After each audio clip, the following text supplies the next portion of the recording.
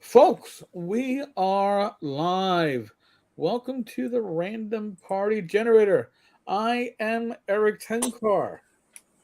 Stage right, you will see none other than Mr. Bat in the Attic, Rob Conley. Below us, with Hello. the classic art, is none other than Joe the Lawyer. Hey, everybody. Happy Friday. We made it. Another goddamn week is over. Oh my God! And I was up in the Poconos. Yeah, I know. I know, you lucky bastard. Yeah, Yeah, you yeah. did some shows from up there and everything, man. Yeah, yeah, it was nice learning that just the last time I went up there's now 5G up there, Nice. and I was able to change my AT&T plan coming back from Texas Yeah. so that all my lines are unlimited and some of them have unlimited hotspots. Nice, dude. So Nice. it's like, oh, I don't have to work off the shitty DSL at my parents' place. Yeah. All right. Yeah, yeah. DSL, Jesus. That's still a Oh my, thing, huh? oh my God, dude, you want to if I want to upload a 15-minute video. Hmm. I would literally start the upload, drive into the next town to do a sit down dinner at the Chinese restaurant, come back, and still have 30 minutes to wait. Jesus Christ. So the upload Jesus. speed was horrible. Download was good. But, so now this is sweet. So happy. Tell And you what. it's a great relaxation in any case. Yeah, the last time I really had bandwidth envy, I guess you could say, is back in the Doom 2 days. Remember, it was out and you're playing Doom 2 on iFrag. This is old school, guys. So if you Wow. remember this shit, like 1993, 4, right? Doom 2, you're using this iFrag server, which was a hacked Linux thing, where it made the 4-player game able to run on this Linux server. It did this clone mock thing. You had to be kind of proficient to get in there because it's all DOS based and everything else. But you'd be able to play 4-player games by making with this program, making the internet look like a Linux small network or a Unix network or whatever, small network there. So I remember playing this game with my fucking 14.4 baud modem. I'm like getting fragged by everybody. And I'm like, I got to upgrade the modem. Got the 56 or whatever the hell that was, Then I'm playing against guys who are actually in a college. They got these fucking T1s. That's where I learned envy over speed. That was the day, I man. didn't think I played an online game, online thing until Miracle to Miracle. Meeville was one of the first. We even beat the local large city Erie and Oh, having an ISP, and it wasn't bad. And so I got to play Unreal with a local phone call because nice. before I subscribed to CompuServe and Genie, Hmm. and at first. So what I would do is I would dial up a long distance number and set Hmm. my terminal to text capture, do a file dump of the RPG section, Yeah. save it, and then immediately exit. Then I would, because the screen being what they are, it's better off at that time to print the damn thing. Yeah, So yeah, I'd yeah. always print like 14 page on my dot matrix printer, see what files were new, Uh-huh. note their ID number, then hop on and God. download what I wanted. And once or twice, I played one of the muds or something. Oh, Oh no! muds. So Steve Jackson Games started Illuminati Online, an ISP in Austin, Texas. So I actually paid for that, and but it was still a long distance call, but it was the full internet. That's how I learned to Nice. set up my Windows 3.1 computer for internet. And one time I tried a mud, and I played for an hour. Then when I got that month's phone bill, it said Oh, how much was that? no, no. Yep. It Yep. was like 20, $30 in Oh yeah. Yeah. early Oh, yeah. 1990 dollars. Yeah. And It's nuts. I had a $700 Netcom bill once. I was like, Mother ugh, God, what the hell am I going to do? It's like, holy shit. Mm, No, man. Oh, he's muted. We have the Matt Jackson joining us. For Uh-oh. me, I remember like World. playing EverQuest on dial-up, and when there would be an update, you'd be like, "Oh yeah, we'll be gaming in like 12 hours." Yeah, yeah, yeah. Just Forget it. have to let it all play out. And then when I did have my high-speed connection, I thought I found a great hack with EverQuest too. I did. great way to make in-game money. Yeah. And I required you to vend AFK because initially you had to vend when you were logged in. Yeah. And I was doing that for almost a month. Then I got my electric bill because I was logged in before I went to work. Yeah, it's like, oh my god, my electric bill went from like $60 to like $280.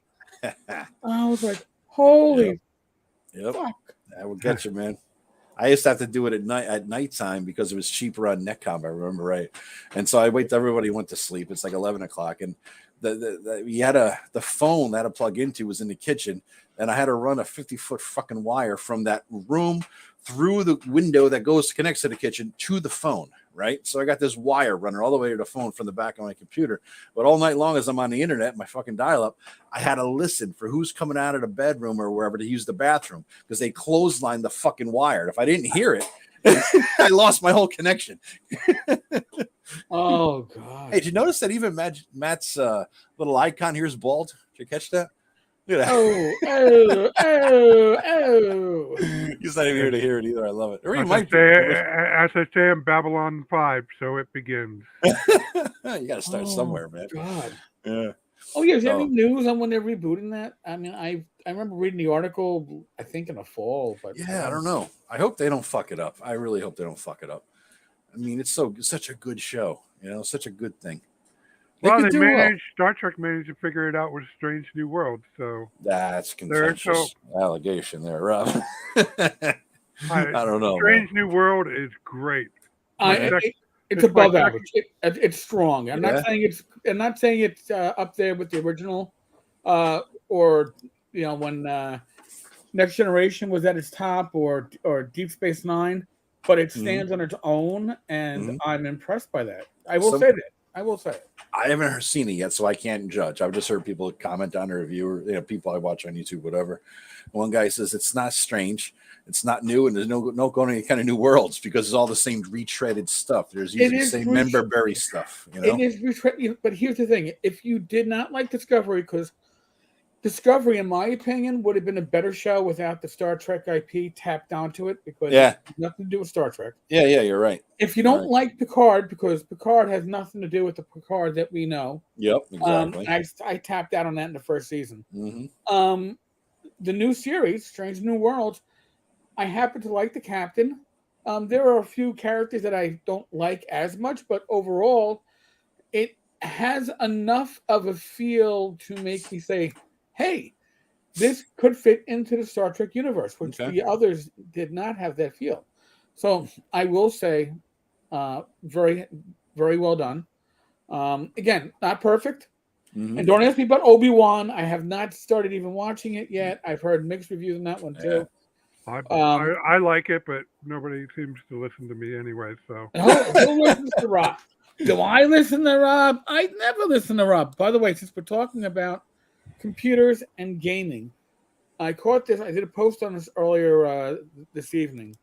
I'm going to put the link up to the tavern because this way I don't have to put up another link that will tell you the this. Where is it? Humble Bundle has the Talisman board game digital format for Windows and Mac OS X. You can get the basic game itself for $1, and for like $10 and just less than $11, like $10.85, you can get all the expansions, all the extra characters, all the extra boards. What is Talisman? What is it, man? Man, it's like the. Oh my God, Joe! I have no idea. No idea. It was the board game that we always played back in the 80s and 90s. If you didn't have a full group, or your DM didn't feel like running a game, it had enough of an RPG feel to the classes and the events that it felt a little RPG-ish. It wasn't technically, but it really felt it was the best fantasy board game we ever played. Okay, it was really awesome, and for $1, cool. Oh my God, that's cool. Actually, then I like that. Is it multiplayer? I don't know. I literally just grabbed it. Is this digital? Is this a digital game? So I can play this on my computer. You can play this on your Yeah. computer, whether it's Mac or Windows. I have Can Mac, I play with other and people? nothing fucking works on a Mac. Oh, yeah. You know, I was like, holy shit. So can I play, like, I'm sitting home, my brother's at his house, and we want to do a quick game of Talisman. Can we play together? I did not look to see if it was multiplayer. I was just so excited to fucking. I'll do it. 54 items. I mean, Jesus, 54. Any 54 of anything for 11. I'm trying to buy it right now. You know, it features the originally licensed digital PC edition of the iconic original. The solo play focused origin site. Multiple OSs. All right, and I'm gonna have to look this up because I didn't even bother to think, is it multiplayer? I just went, this is a game that we fucking played all the time, and we had so much fucking fun that it is just an opportunity. All right, I'll check it out. I'm gonna $11. What the hell, man? That's I kill an hour. I don't play video games. I'm a weirdo in that regard, amongst probably a lot of our viewers. But yeah, this looks cool. I'll give it a shot. The digital adaptation of the iconic fantasy adventure board game. You'll need all your strength and courage to survive the harsh land of Talisman, as you battle to be the first to reach the crown of command. So, I don't know if the other players are run by the computer or if you can have other players log in. I don't know. If anybody knows, I'm sure somebody watching knows. Yeah. Let us Rob know. will have it purchased and played out in about 5 minutes flat. Watch. I see that look on his face. Well, you know, the thing is I haven't played this for decades, so I'm going to be a little rusty. I've gotten, oh, damn it. Stupid stink bugs. Starting off Obi-Wan with the knife with the wife, and others says how to explain everything to her. No. Oh yeah, Rachel told me she knows nothing about a stink bug just dropped from my ceiling on. Oh, lovely. Zathras understands. Yes, Rick Zathras understands. That is a good. Thank you, James. Absolutely. A show about Zathras, Tim Shorts. A show about Zathras would be better than any Star Trek show. I got to say, you're right. I want to watch Zathras go through his normal day just mumbling to himself. Zathras has to take shit. Zathras must make meatballs. Zathras needs Zathras to wipe ass. Where is Zathras? Well, I'm not going to be doing this during the podcast. God, you gotta activate each expansion. Oh. You know, $11. That's worth it. Give it a shot, right? Yeah. What the hell? All Zathras. Yeah, the 9 or the 10 Zathras. That's true. There was multiple Zathras. Zathras had brothers. That's awesome. Everybody figured they liked him so much. We can't leave him banded standing there. We got to have another one. As Matt Jackson, Mike just skipped the last 2 episodes. You will thank me. Yeah, that's what I heard too. My brothers liked it. There was a big debate. Me, my brother, my nephew, and my other nephew were all in this chat talking about Obi-Wan, and we're like, you know, I just refuse to watch it because I know what they've done, and I just, until a show is out now, I don't trust that it's not going to be full of bullshit. I won't watch it until after every episode's out and all the reviews are in, and somebody I like and know trust. Well, guess what? All the episodes are out and all the reviews are in. Yeah, it sucked. From what I heard, I hear different reviews from people that I respect. That's the thing. People really like it, and some people really didn't like it. I know. And you know, these are people on both sides, which I usually like what they like, and some like it and some don't. So that's where I'm at too. I'll probably watch it someday, but what I do is I rotate my subscriptions because I don't watch enough of any one thing or any TV in general. So I get Amazon Prime as my base because I like the shipping and I'm living off Amazon, right? For everything. Oh, and get Amazon Music too. That's all. I mean, why not? Who right? needs Spotify? Every once in a while, like when Stranger Things dropped, I signed on to Netflix for the month. These assholes, they got the scam going because the last 2 episodes, which are going to be like 90 minutes each, they air in a different month. You fuckers are going to get me for 2 months, you assholes. You know, it's like if they start doing this 1 episode every other month thing, I'm going to kick your ass. But I'll do that. Stranger Things. They released the first 8 eps or whatever. Well, they released the first 5 or 6. Yeah. And then I think there's 3 or 4 at the end. Yeah, but the 3 or 4 aren't coming in the same month, Rob. So if you're doing the subscribe and watch and drop like I do all the time, they're nailing you for another month to watch the final couple episodes. These fuckers, you know. No, they're not being fuckers. They figured you out, Joe. No, they figured everybody out. That's because they get more fucking content that's good. I might subscribe a little longer. I sit there sometimes. I got 2 hours to kill before bed. I spend the whole 2 hours looking for something to fucking watch. Like, Jesus Christ, why am I even subscribed? Then I go to bed disgusted. We had more choice than the goddamn 12 channels I grew up with. That's what I'm saying. You still can't find anything to watch. That's what I'm saying. There was always something on TV with the fucking, like you say, the 12 channels. You always found something and you enjoyed it. Now you got 5,000 channels, 5 million shows on each channel, and you're like, God damn, there's nothing on TV. What the hell? I know my tastes have not matured because God knows I'm an immature fuck. So no, you don't have mature tastes. Yeah, no, I don't know what the hell it is. It just, by the way, shit shows. Chaosium is now doing print on demand of classic releases. So Griffin Mountain for RuneQuest second edition. I got it. I was at Poconos. This was waiting for me when I came home, along with Coats of Prax. Cults of Crack? Not crack. Prax. You are not a Glorantian, sir. Well, Cults of Prax is not a mega dungeon, but it's related to one of the early mega dungeons, the city, the Big Rubble, which is outside the city. Right, big Rubble and Pavis. I have those box sets originals. Since we're showing off stuff. Whip it out, sir. Whip it out. Keep your pants on. All you do, Rob. Just Mongoose did not let me down this time. Oh, yeah? But I'm a sucker for anything that's 2300 AD. Aren't we all? Wait. Hold on. We're showing us stuff. So this what the hell is that? What is that, Eric? This is Weird Frontiers by David Beatty.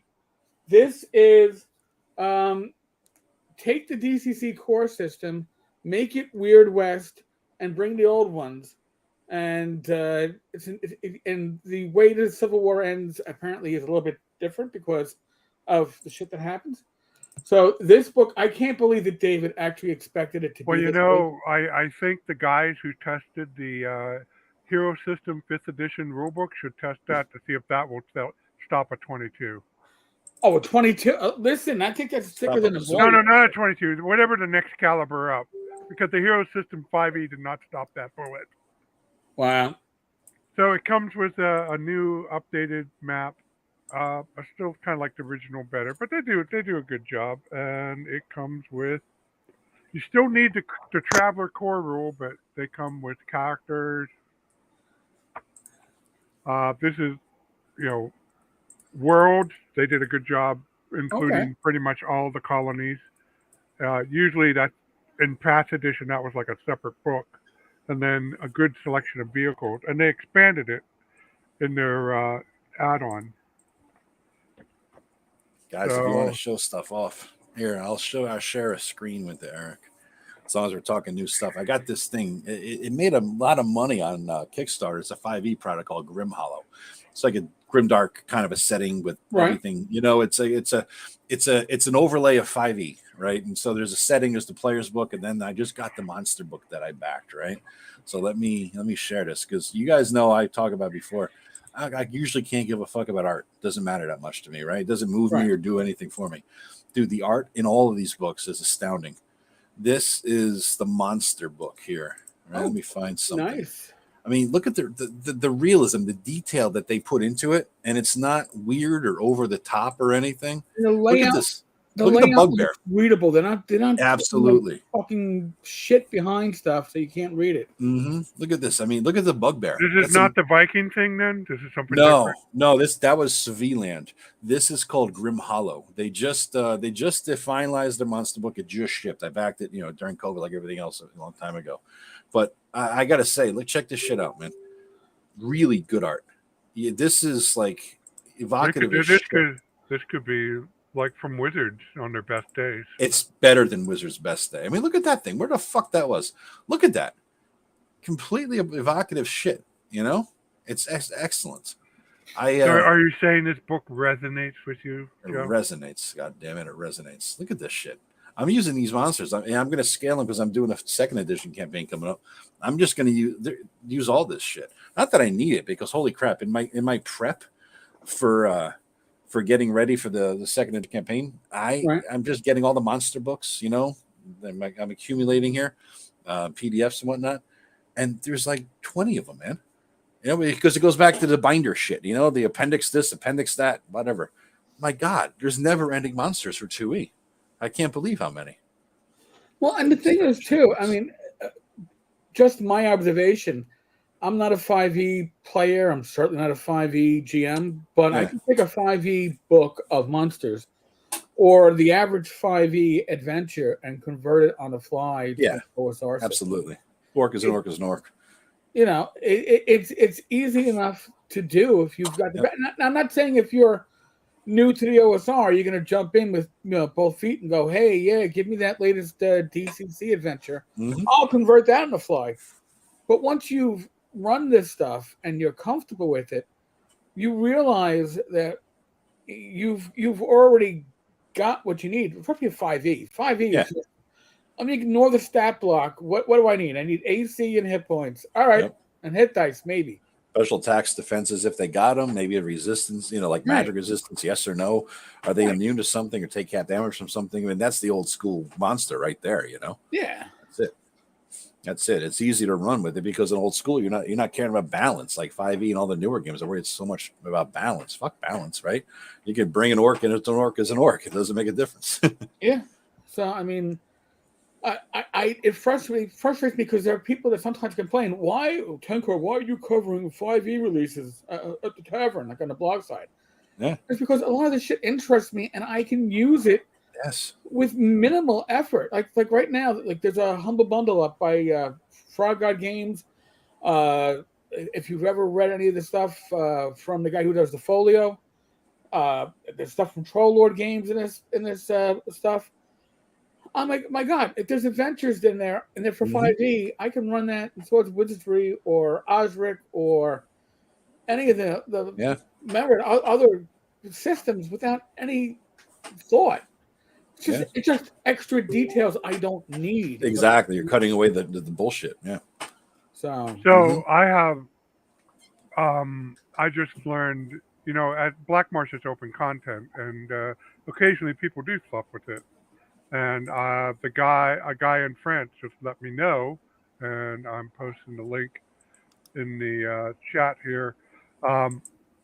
He did a French translation with graphics and everything. Yeah, I saw that today, man. That's awesome. Now cool. Yeah, the PDF is free on drive-thru, and then he's going to have a paid release on Lulu of the printed book. Yeah. Did he ask permission before doing this, or did he just jump in? They always do, but folks listening, there's a reason. If I cared about people using my stuff, I would not have made it open content. I appreciate knowing, but go ahead and use it for whatever project you want. I'll just chug along doing my stuff, and people can chug along using my stuff with their stuff, and all that's good. So that's what the Spanish people did. They not only took Black Mars, but that big map I made a couple of years later, and they worked it in their setting for their Spanish OSR RPG. And that was they really did a big bang up job on the map for that. Very, very artistic, full color art. That's cool, man. That's cool. The only reason why I'm asking is because a couple of years ago, a couple of Germans wanted to do Swords of Wizardry Continuing Light in German, give it away for free RPG Day. I'm like, that is awesome. Have at it. There's no licensing fee. And it's totally OGL. Thank you for asking. And giving it away for free is awesome. But I don't know about. Oh God! Right after I retired, which is about when I stopped doing my my police blog. I had a police blog, a blog of my police stories. I remember that. I remember you were dual posting for a little bit there. Yeah. There was some overlap, but yeah. It was good. That's right. Yeah. Saturday Night Special with night being spelled KNIGHT. Yes. That's your old email address from back in the day. Had night in there. True Blue Night or something. Yep. Yeah. So I had a Frenchman reach out and tell me, we're asking permission to translate some of your pieces of work to they did a quarterly magazine. Oh, shit. We lost Rob. Oh, well. He'll come back. I'll have to listen. It's quarterly magazine, and we were asking permission, but if you don't give it, we're going to do it anyway. Fuckers. I was just like, what the fuck is that? It's like I'm calling you to be a dick, right? I mean, that's all they're doing. They're just Yeah. exposing that they're an asshole, you know? Yeah. So whether you There he get is. permission or not, we're gonna do it anyway. I was like, Yeah. really? Well, what is the advantage of me giving permission? Oh, you'll get credit. Otherwise, I guess I wasn't. What an assholes! Jesus Christ, that's like theft. It's like mafia bullshit. It's like, What the fuck? come on, we're in France. Come and have fun. You just try to. I was like, oh Jesus. So, yeah, I was reading some of the blogs. People don't realize that DCMA request is pretty easy to fill out, and especially if you want to mock them out of the search results, which is what they really care about. But here's the thing. This I relearned this because I remember this happened way the hell back, and then I forgot all about it. Talk about free stuff. Here, I'm going to throw Matt a bone here. Let me see. There you go. Under the Creative Commons. This was created by Matt Jackson. It's free for everybody to use. Whoever wants to slap the OSR label that Matt created on their product, they could do so for free. Talking about Creative Commons and copyright and all the other bullshit. So while Matt's sitting there on tech support with AT&T, he's if he's listening there, I threw you a bone, man. Even though I feel bad I called you bald before, even though it's the truth. Yeah, so it's not bad. I mean, this whole thing with Creative Commons, is that what you did, Rob? Did you release it like this, or how did you do it?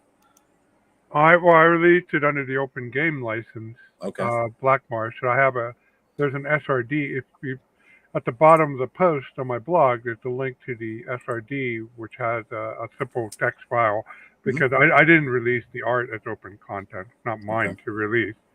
So the printed product itself can't be duplicated, but the text can. And because the GURPS folks, like 10 years ago, asked nicely, because they don't have an OGL, and it makes it more difficult. I released it under at first I released under a non-commercial Creative Commons, and then a few years after that I said to hell with it. So it's also released under a full-blown, just credit me, Creative Commons license. Wow. Yeah, I believe that's the 4.0. That's that's how I released all the new TSR / Dungeon Hobby Shop videos I've done. Earlier this week, I've released them under the Creative Commons 4.0, so anybody can download them, mash them together. Oh, really? Yeah, that's cool. Yeah, and the way that works is when they do a license like that, you can pick which license you're going to use. So if you want to combine Black Marsh with other OGL work, then you're going to need to use the OGL library. But if you got something completely on your own, you can just use the Creative Commons license. All you have to do is say some material used from Black Marsh, Robert S. Conley, and you're good. You don't even have to open your thing if you don't want to. So yeah, Jeff, see, you like that OSR logo. There was some controversy, right? About 7-8 years ago. What the hell was it? Somebody put something out that said "fuck you." You can't use it no more. took their toys and ran away. What the hell was that about? Yeah. And people pointed out to him that you can't take it back. I mean, people run across this and see the license and said, "Yes, I can." But the reason why it went out of style is because the point of use, because there's no official body with the OSR name or logo like this, it's meant to be used in the spirit of fun. And if it's not fun to use, even if it's free to use, if it's not fun to use, you're not going to use it anymore, because he was being such a royal jerk about it. Using that old, as cool as it was, using that old logo is not fun. And Matt Jackson, though, on the other hand, it's there. It looks great. Yeah, it's cool. Well done. Why not? Free to use. And he posted, he saw a book that was published with it on it. And he's like, it's just cool to see my logo out there. And I thought that's true. I totally forgot all about that he made this standardized OSR logo, essentially everybody could use, little brand, little co-branding. That's all. Yeah, that's what the OSR is about, right? It's about, a lot of it is about building off the works of others and, using your work to maybe bring light to the work of other people. I think we all work very well. So I have to. Sorry to interrupt, but I'll be back in 10 minutes. No problem. No worries, man. Go join that. Oh, now That- all you've got is my pretty Oh, face. that happens to me too. I tell you, whenever I gotta say I gotta be back in 10 minutes, that fucking prune juice, man, it just fucking through me. Rob warned us around like 8:30ish. He might be stepping away for a few. Something going on. Somebody's dropping by or something. Yeah. So I talk about blogs too. I was reading something else. This it's an old blog from I remember the name from back in the day, a million years ago. It's here it is. What a horrible night to have a curse. And he was talking about, he had a post about a week or two ago about retiring his West Marches campaign. I think if my share works. Oh, there you go. And it won't work, you son. Here, let me hold on. Wait. I can probably get it up if I don't use a second screen. So hold on. All right. I learned that in the Poconos. I learned how to share screens from my tabs. Nice little secrets. Yeah. So hold on a second. Let me. You continue talking. All right. He was retiring his West Marches campaign last weekend. He says it wasn't very satisfying. Characters are in the mid-level range, and I'm starting to feel the downside of the West Marches format. The conceit is that there's always more to explore beyond the edge of the explored map, with greater challenges and bigger rewards. The further you push, it's basically a mega dungeon transposed into the wilderness. I'm like, all right, that makes sense. But some of my players dropped recently, and those that remain, a few are giving me some headaches. One is a power gamer pushing more and more powerful magic items, not quite as demanding for his already fairly powerful PC, Munchkin. The other is a disorganized guy who doesn't know the rules, doesn't keep a character sheet, and just tries to bullshit his way through things and keeps asking for concessions and rules changes to give his PC more power. That's a fucking scrounge. I love it. As one scrounge to another, man. Well fucking done. All right. Normally I could deal with those two without much trouble, but this session they were 2/3 of the party. It felt like a drag. So he's ending the campaign and going to a Star Wars game. So it's interesting. There's a lot of stuff in there I was thinking about in terms of, is the West Marches, first of all, is it just an exploration game? Can it be more? Or is it just always going to be an exploration game based on how it was made? Well, and by the way, we may have a relief pitcher coming in. Oh, what? A relief pitcher to the game. Hold on. Oh shit. Who we got? There he is. Yes. There he is. What's up, man? In for Rob Conley. Nice, in for Rob Conley's bad mic. All right. Yeah. So basically, I mean, is West Marches, is it limited? Can you do more with it? Can West Marches, I know you start from a point, get people go out, come back the same day kind of thing, like a dungeon, like a mega dungeon, not in the woods, basically, right? So that's how they played the old style game back in the day with, Castle of Greyhawk. But can you do more?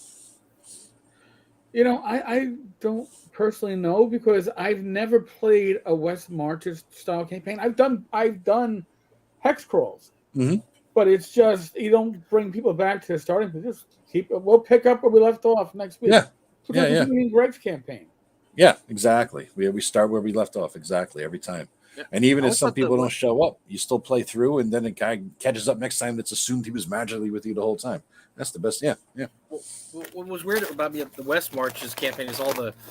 I think we talked about this. Either we talked about this on this show or on our show that they had these arbitrary rules. And okay, everybody has to be back at home base when you end, otherwise your character's just disappeared or died or doesn't exist anymore. Because that way it facilitates having to get a party together every time. But sometimes wouldn't you just like to be on an adventure where you don't have to go back to home base after every adventure? Yeah. I mean, why do you have to go back to home base and then just the whole? Oh, he's back. The main man's back. I was covered for you, Rob.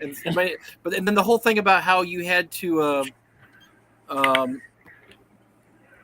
What was I going to say? Rob's face distracted me there. He popped up on in a good way, though. In a good way. I'm like, oh, it's Rob. It absolutely distracted me. Oh, I trimmed myself up for the podcast, so that's probably it. It's my shiny, fresh beard. I know. You're compared to my marriage partner over there. He looks so slovenly half the time. I can tell he's on vacation. He does have the homeless look once in a while. Like, yeah. But the West Marches had this one prohibition that there's no town adventures. Well, what if I want a town adventure? Why does it have to be no town adventures? I never got that aspect. There were certain aspects of it, but this is the West Marches. It's one of those things. I think it sounds like a great idea, but unless you are like a Rob Conley level DM, I don't think it's that great idea because there's a lot of work involved. Oh, A hold lot on. There's an important point of clarification. I do not like Westmart style adventures Why not? or That's interesting. campaign Why not? because it's metagaming. I hate metagaming. Because you have to be anything back at the end of the day. Right. That's Yeah. an artificial constraint. I agree. I agree. My whole shtick, as you're aware, having played with me, Joe, and you got a little dose of this, Eric, is if you want to grind out each and every day of my campaign, I will happily go along and come up with people for you to interact with, little things you can follow up on, Yeah. and I'll admit it probably won't be as consequential as defeating the going into the depth of the sewer and defeating the Ogata, but a lot of players wind up having neat adventures. Like one game I ran, I had a player named Dan, and the party were in a town, and I rolled a random encounter. This guy went shopping, and I rolled a random encounter of a drunk guy, and I role played him, and I decided on a personality for them, and it's like, "Hi, how you doing?" And somehow I roped the player into talking with him, and he wound up liking the guy, or at least liking how I role played him. Yeah. So he followed up, so I had to make up a story about his family, and That's the fun part. and all of a sudden, now when I do that, I shift the spotlight from player. I go round robin, what I call it. So I gave him his 10-minute switch, but the players never got out of town, and that player's time in town, that whole session, was spent dealing with this guy and his issues, and he wound up feeling a little bit like a hero because this guy being drunk wasn't good for his family, but he was drunk because he was hardened a little bit down, and it was a problem. You could never do that with West Marches, though. That's the thing. West Marches, you start here, you come back after the game is over, and then what? I think that the real problem with West Marches, the problem comes from the benefit they were trying to give us, right? Because they're like, this way, you could come in anytime, like Joe, if you want your character to go and explore that cave, because everybody who ever plays the game is alive and ready to go at any moment's notice in the starting city. All you got to do is reach out to the 18 potential players and all, then see which character they want to play and go with you to explore the caves of chaos, right?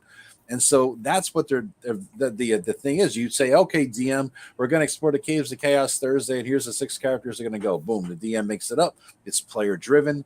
The DM runs the caves of chaos, and all of a sudden, boom, you're back in town at the end of the session, no matter what, right? And so that's the issue. The benefit is you could pick up a game and tell the DM proactively what you want to do. He makes it up on the spot. In order to do that, everybody magically teleports back. Dumb. It's made for it's built for episodic play, and especially specifically the episodic play. Let's say that you say I'm going to run a game every Wednesday night at the local game store. Whoever shows up, I have 10 seats. Whoever shows up is going to play, and that's exactly what the West Marches campaign excels in, and that's what it's made for. And that's House of Greyhawk, how they played it. Right, but if you want to do campaign style play, or you want to do something different, like you say, like you want to do a mega dungeon. I want to do barrel maze or something. Well, no, West Marches campaign's awful for that. It's not made for that kind of adventuring. As Rob says, Rob had a great point. It is metagaming to a point, but it's metagaming to try to make that kind of thing palatable. Where you have, look, we're just going to have 10 random people show up. What's the slightest veneer of respectability we can throw on this to make okay? You're all in town. You're all in the bar. Whoever's there goes to the adventure boom. All right, does everybody have their bingo card out? Here we go. Oh boy. What, 43 minutes in? You lasted longer this time. It's 37 last time. Mark mentioned. So basically, the thing about a lawyer that on the adventure,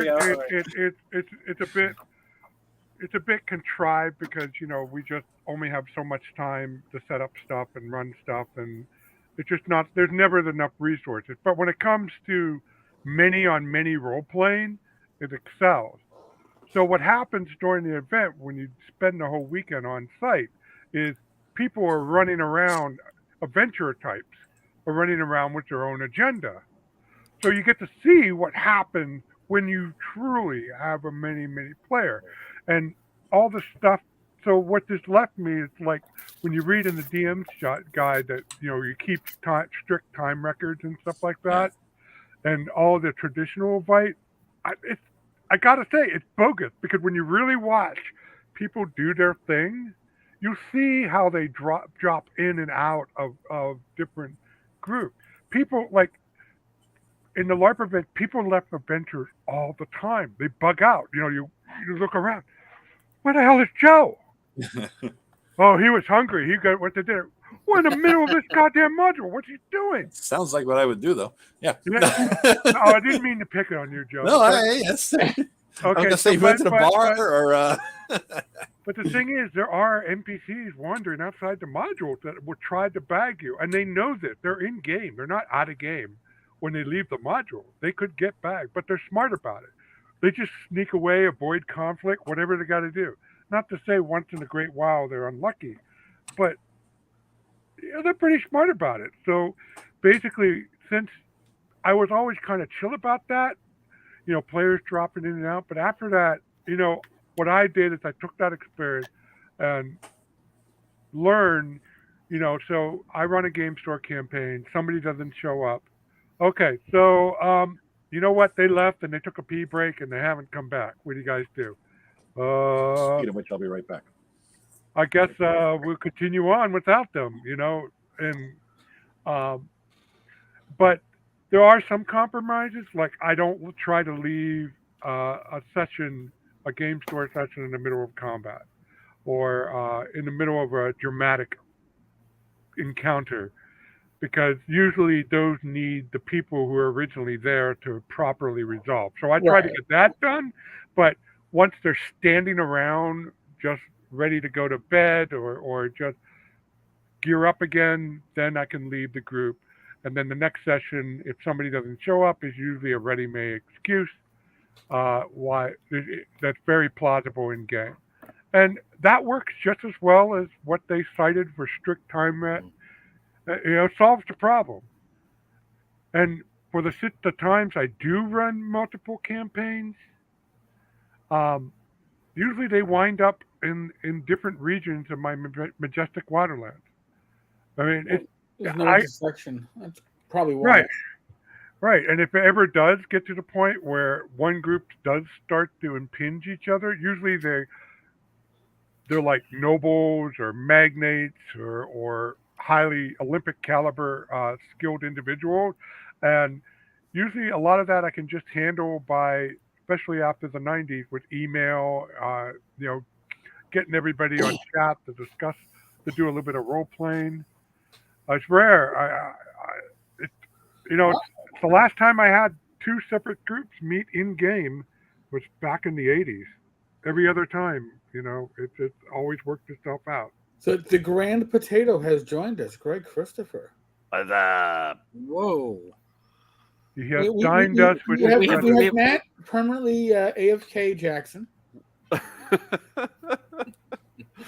He's AFK when I showed up. Wow. He was late and then had to go AFK because he's dealing with like AT&T, I think, about his Apple Watch. And apparently his customer service with AT&T is about spot on with most major corporations. We should. Too bad you don't have control of the icon, because you can put a little falling off the ladder icon every time you do that. No, I don't have those abilities. I wish I could. I'd love to.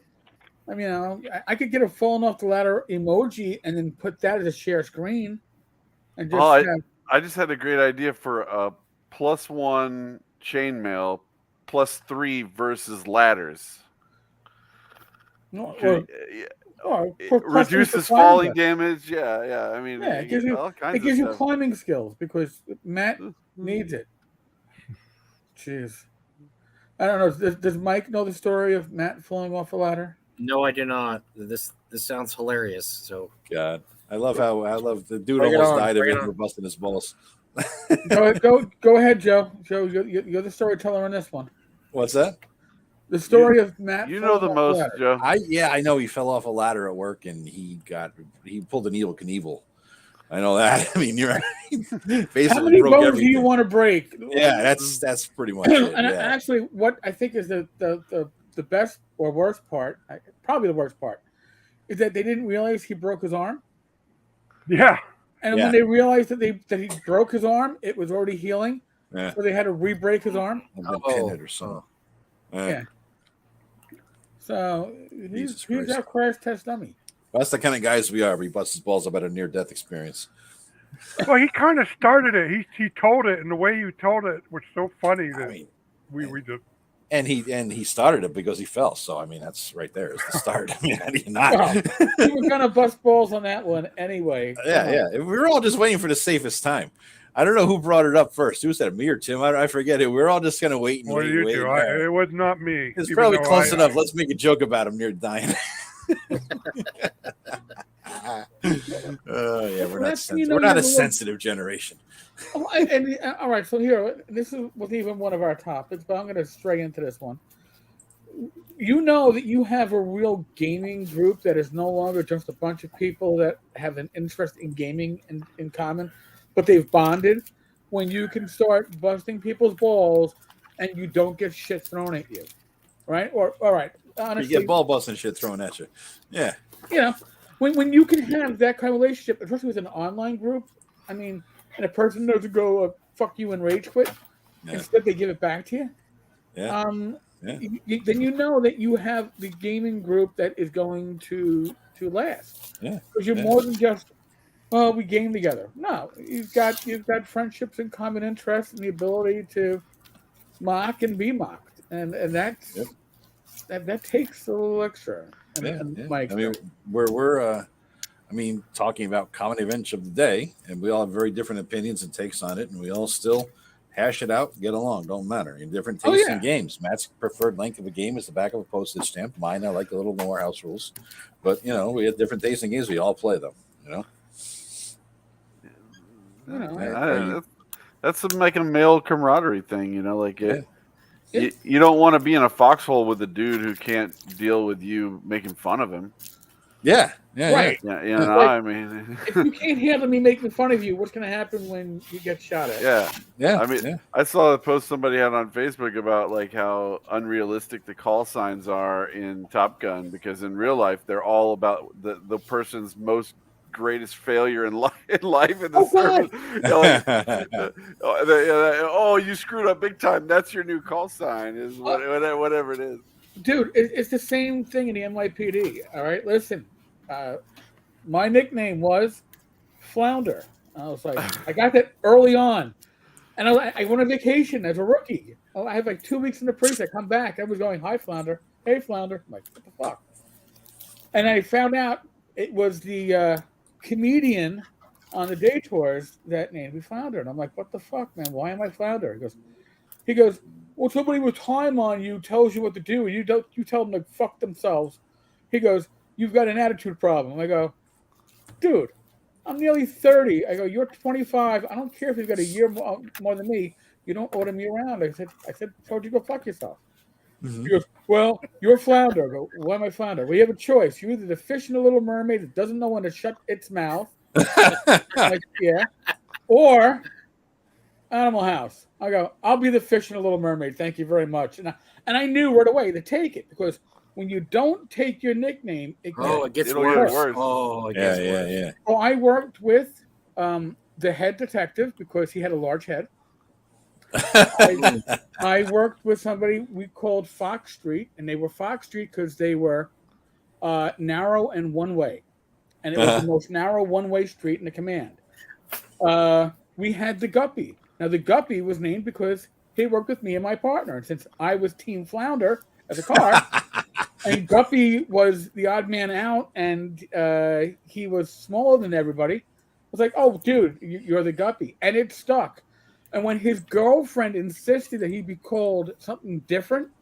Oh, God. That didn't go. Oh, yeah. That's My not going to happen. pulled him to the side and said, listen, you're either a fucking guppy or I'm going to find a worse Yeah. name for you. And he's like, all right, I'll be guppy. I'll take That's guy shit though. I mean, remember old movies? Remember what was that? Blue Thunder, and the guy's name was Jaffo, Jafo, on his hat, and he's like, "What does that stand for?" Nobody ever told him. Turns out after the guy dies, spoiler alert from a 48-year-old movie, the guy dies, and you finally find out something like Jaffo, just another fucking observer. It's just hazing. It's just bullshit. You know? Yeah. We have one guy called the Wig. And why? Because it rhymed with his last name, and he was also bald. So, I mean, nobody gets a nickname. It's like, I want a cool nickname. No. You get the nickname that others give you. Nobody's going to give you a cool nickname in the military. You know, he's Goose. Why was he Goose? I'm sure Goose wasn't Goose for any good reason. Yeah. He probably laid a fucking egg. Yeah. Goose flew into his intake or something. Blew up an engine. Yeah. I mean, look at Big Bang Theory, right? Howard was named Fruit Loops because the astronaut that overheard his mother saying, "Do you want some Fruit Loops, Howard?" And then he got, Fruit Loops, there's your name. He's like, "Motherfucker." You want to be called To the Rocket episode's Man. credit, they did say, because I think he was talking with Bernadette, and he said, can you pick your own nickname? You should pick. No. They got to give you a nickname. You do not want to try to give yourself a nickname. Yep. So he was playing. He wanted to be a Rocket Man. He kept playing it in the background and humming it or something while the guy's talking to the astronaut who names him. And he didn't pick up on anything about Rocket Man, but Fruit Loops. Yep. There you go. You want Fruit Loops? Howard, you want Fruit Loops? That was a great show, man. I'm sad it went off the air. They were still in the top when they did. Young Sheldon's good, but in a different way. Well, I do like that show. You got to know when to go out on top, man. Like even Seinfeld, right? You got to know they were willing to pay how much per episode for them to go on for the season, and he was like, "We're done." Yep. If you want to leave on top, you have to realize where you are. You don't want to be in All in the Family. You know, look what All in the Family started out fantastic. Yeah, Archie's place at the end. Come on, Edith's dead. Meathead and Gloria are gone, and you got Archie sitting there bartending. Motherfucker, retire. Holy shit. By the way, you know, Archie, I think that he was in that show, Carol O'Connor. He looked like he was 68 years old. He was like 45 or 47 years old or some shit. I'm older than he is now, my own age, when he started that fucking show. Fuck that. I refuse to believe I look or feel like Archie fucking Bunker. No way, man. Well, I just kind of do sometimes when I get up in the morning. But hey, I know. Try that stuffed chair that's on. There's a reason why you keep the camera off, Joe. Yeah, well, you know that's true. Well, that's true. All right, so now here, since you brought up Archie Bunker, but that series, All in the Family, is a product of its time. You cannot make a series like that today. D&D and AD&D are products of their time. You could not write a game like AD&D as Gary wrote it, the mess that it fucking was, especially the DMG, and have it be successful, right? But it's a product of the time. We look back on it finally. I can look back and watch All in the Family or the Jeffersons and laugh my fucking ass laugh my ass off. The Jeffersons. I watch it before bed sometimes. 2 episodes. I'm pissing my pants. I go to bed. That's good. They did those live plays of All the Family episode and the Jeffersons. Those were pretty good. Well, and that's the thing too. These shows were filmed in front of a live audience. What gets filmed in front of a live audience these days? Nothing. Well, wait a minute. You guys are aware that at the special presentation they got newer actors to play the roles. Yeah. Right. No, I know. But I'm just saying, like, in general, when it comes to your sitcoms today, they're not going to rely on an audience to follow the laugh sign and laugh, because there's no they move beyond that. They'll tell you at home when you need to laugh. You know. So I mean, we look back at stuff that when we were younger was hip and cool, and now people today are looking back at it with the eyes of, oh well, in 2022 all this shit's offensive. Well, it wasn't offensive when it was written. I read some article earlier today, actually, about what was offensive, what happened in the decade prior to that, and you know, the casual racism and all that. Right, which is why shows like Good Times and All in the Family and the Jeffersons and Sanford and Son were so special because they could deal with those topics and make people in those days think about stuff that they probably didn't want to think of and not realize that these shows were doing that. I mean, this was that was the entire point of All in the Family. It was like the camera, the TV being shoved to your face to see yourself and your family, the people you love and the people you hate, and you're like, God, that's it. I mean, I think like this, that sort of thing. It's like, my God, it made you think. It changed society. It really did. And if it had the ratings it did in its first season or two, it would have been canceled today within 2 episodes. It was a failure for a couple seasons. Then it became iconic. My wife today still cannot watch All in the Family because it's so mean. It's a mean comedy. It really is. But you got to realize it's a satire. It's not an allegory. He's not Archie's not a hero, and so my wife just can't stand the way he treats his wife and the way he's just a outright bigot. And she literally cannot watch All in the Family. I'm sitting there laughing so hard, I'm like rolling on the ground. She's like, "This is awful. This is just the worst show ever made." She cannot stand that show. But he always gets his, and that's that's the best part. It's like Ralph Brandon. I'll tell you why that show was such a great show too, because Meathead Rob Reiner is he and his wife are the lefty liberals. They take their lumps too. I mean, there's a lot of shows where they get made out to be absolute fools and absolute idiots. It was a very much an equal opportunity, showing how both sides of the argument had issues, don't live up to their. I remember one issue where Mike was going on and on about, or Meathead was going on about women's rights, and then, of course, he ends up being an absolute misogynist about his wife, and she's like, "Wait a second," and so they would do that all the time too. They would present, both sides. Well, it's not just Archie's that's the idiot; it's also these freeloading lefties that are in his house and don't have a job. They also have problems too. So that's why it's a great show, though. It's a great show. James, you're right. Sammy Davis Jr. kissed Archie. That was an episode. One of the best episodes of any show of all time. It's on YouTube if you want to watch it. It's great. It is absolutely magical. And it's timeless. It is timeless. Yes. Or the episode where he gets locked in the basement. With Stivic. Yes. And the Shubuti story. Yeah. And then it's like, Lord, the Jeffersons was right. Yes.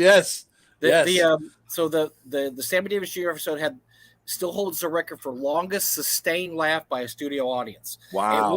It went on so long they had to retake it because they couldn't have literally 5 minutes of laughter just because the look on Carol O'Connor's face and just and the audience laughed so long and so hard that they couldn't even get, because I don't know if you remember the last line. The last lines the last line is great, and so he had to get that last line in there, and I won't spoil it for whoever hasn't seen the episode. But it's great.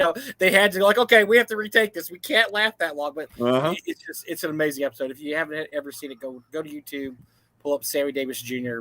All in the Family, and it's great stuff. Really great. It's really good. You can watch it on Prime. It's free. There's some subscription that comes with Prime that you just watch them all. I think you got commercials. That's all.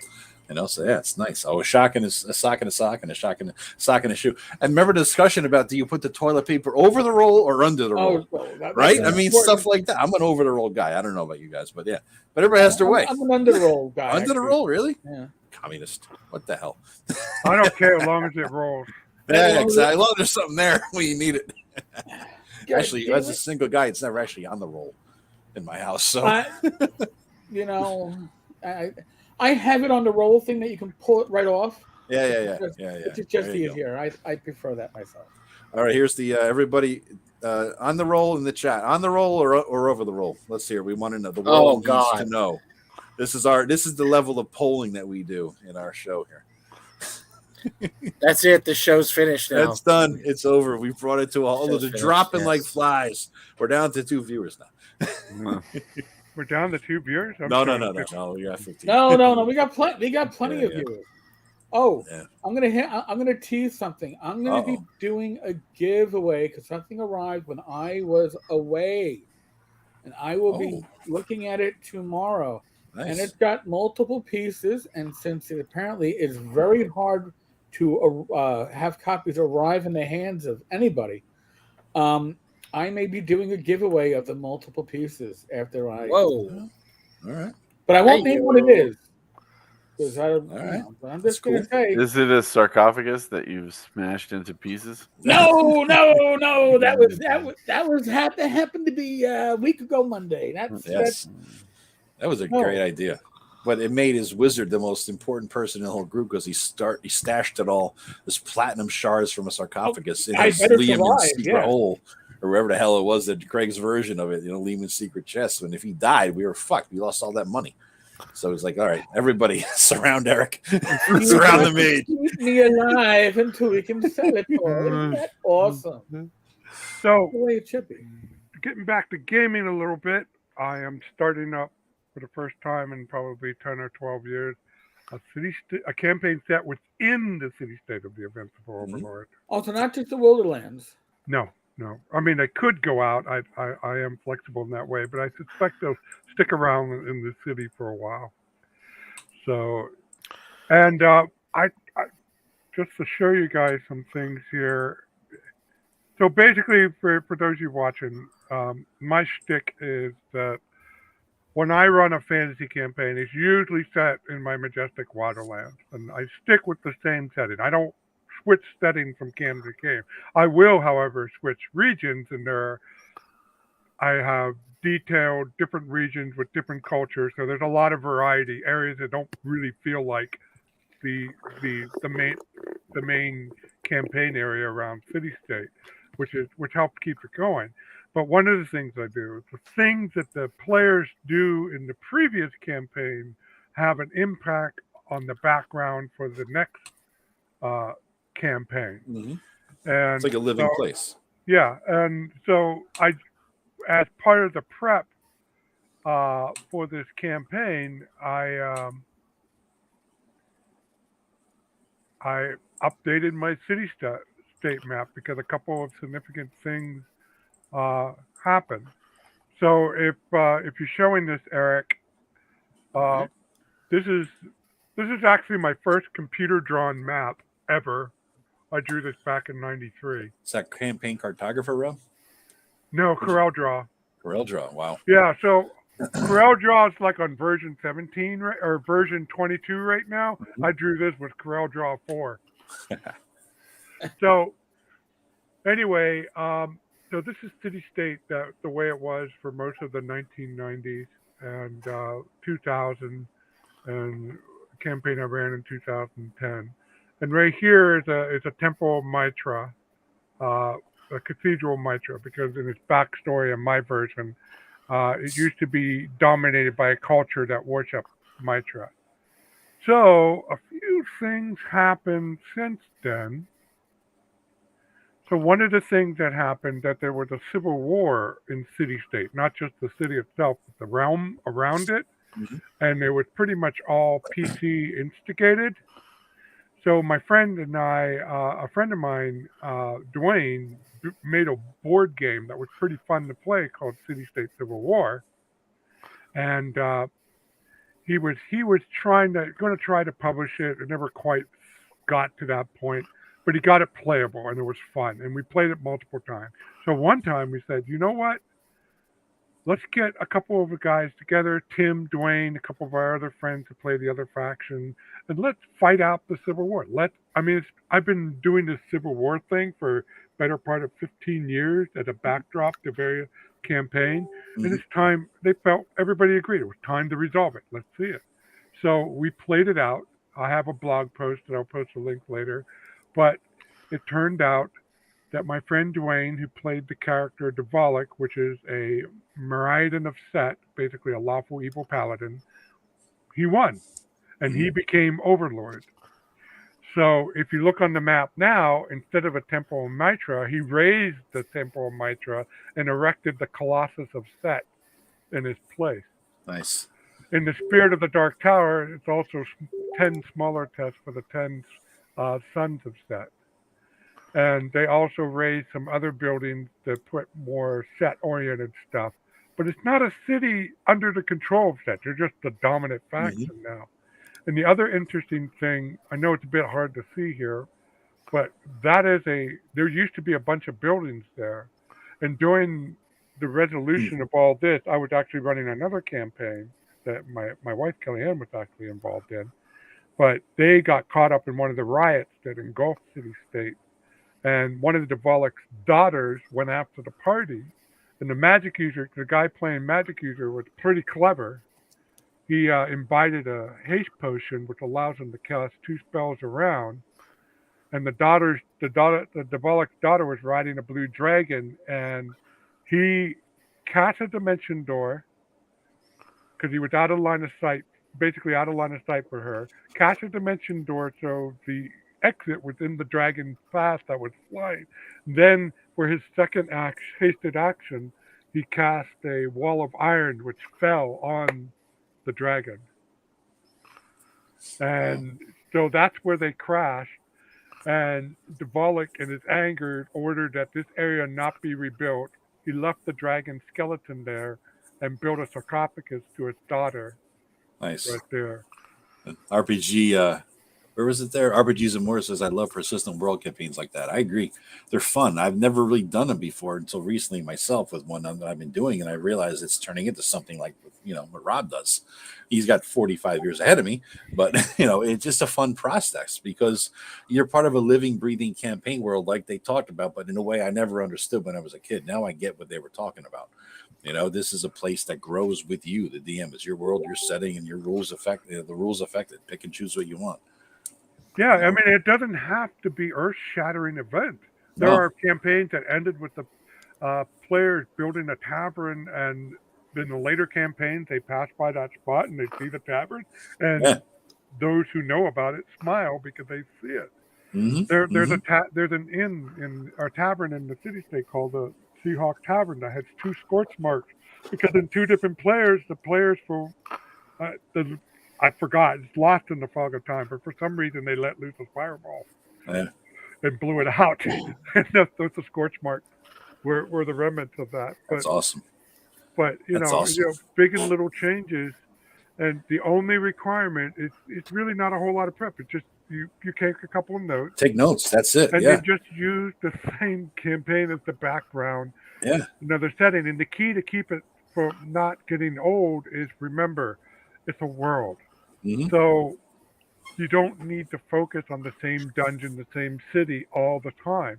If you had a city campaign one time, okay, set the next campaign in the rural hinterland. If you keep setting in one region, pick another region. On a different, maybe on the instead of the western frontier like you did for the first 2 campaigns, set the next one on the eastern frontier. And after a decade of doing this, and maybe 4 to 6 campaigns, you'll find that you'll basically reach this point where players will smile as they see stuff. And then the players who don't know, they find the campaign oddly filled out or something. Yeah. Already done, basically. All the hard work done.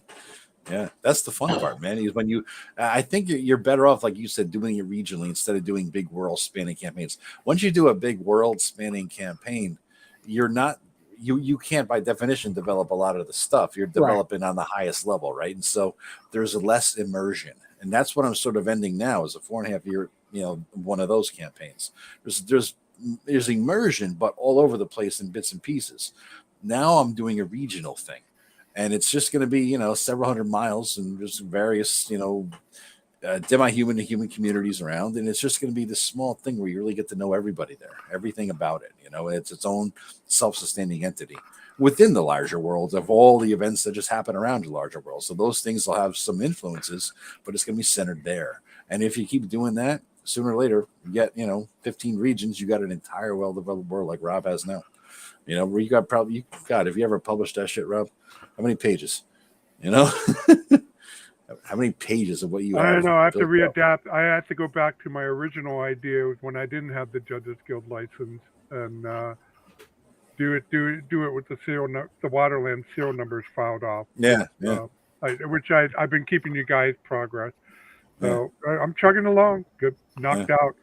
My challenge right now is coming up with a whole bunch of undersea stuff because when I expanded the map, some of it went into there's now a large ocean area, so I have to make that part as interesting as the land area. Like just recently, I came up with so there was a ruin, so I thought, what could I put there as a ruin? Oh, and I just kept rolling on these charts, and I saw Triton and Turtle Dragon. I thought, you know what would be cool? So the king, so I had the king of the Triton has his palace on the back of a turtle dragon, and and that part on the map is the spot where he decided to spend the next decade living as his palace. That's And cool. every week the turtle dragon has to go up and take a gulp of air before he can go back down and back to the spot. And then also the turtle dragon is one of those uh, intelligent ones, so he's an ally of the king as opposed to being uh, uh, a trained animal or something. So I think that people who read that will get inspired to flesh it out in That's cool. interesting ways. So your prep is different than mine, as I'm prepping the 2E thing, which ain't going to start for a few months, but I like to put a lot of time in ahead of time. What I'm doing is going back to all the old second edition, complete book of this, complete book of that, the elves and dwarves and paladins and yada, yada. And I'm going through looking for flavor because I'm creating these communities of different demi-humans. I want to get more flavor in there. And so finding all these handbooks, they're hit or miss. Dwarves sucks ass, right?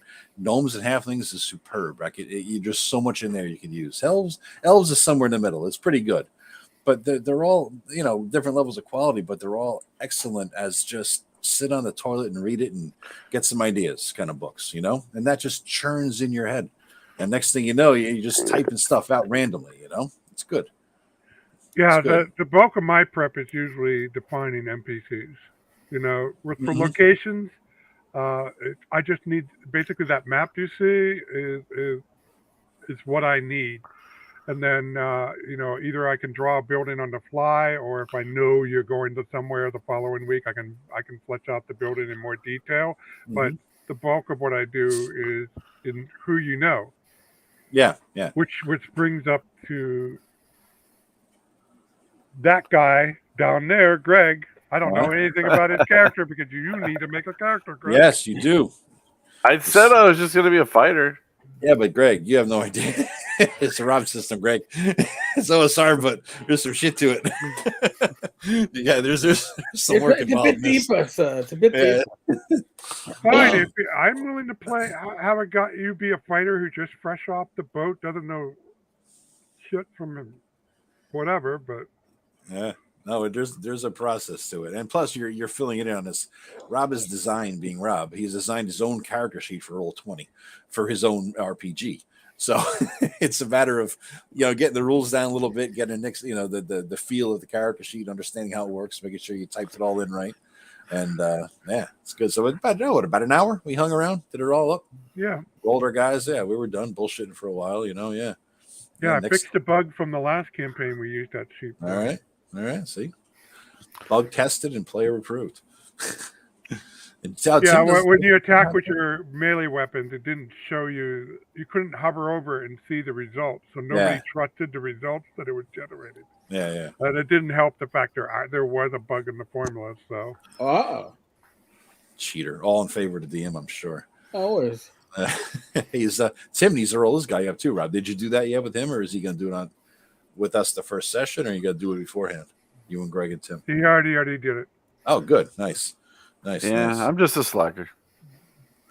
God, this is your millennial. I mean, what do you want? Hey.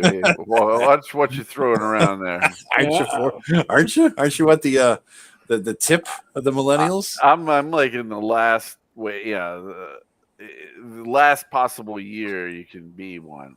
Well, you know what we could do? We don't have to actually roll up the character, but I can get the part done needed right now, live on the air. Show how I do it. I already rolled though. I thought. Did you? If you already rolled, fine. But this is not what. Okay, so, Greg, what kind of fighter are you? I like to stab things.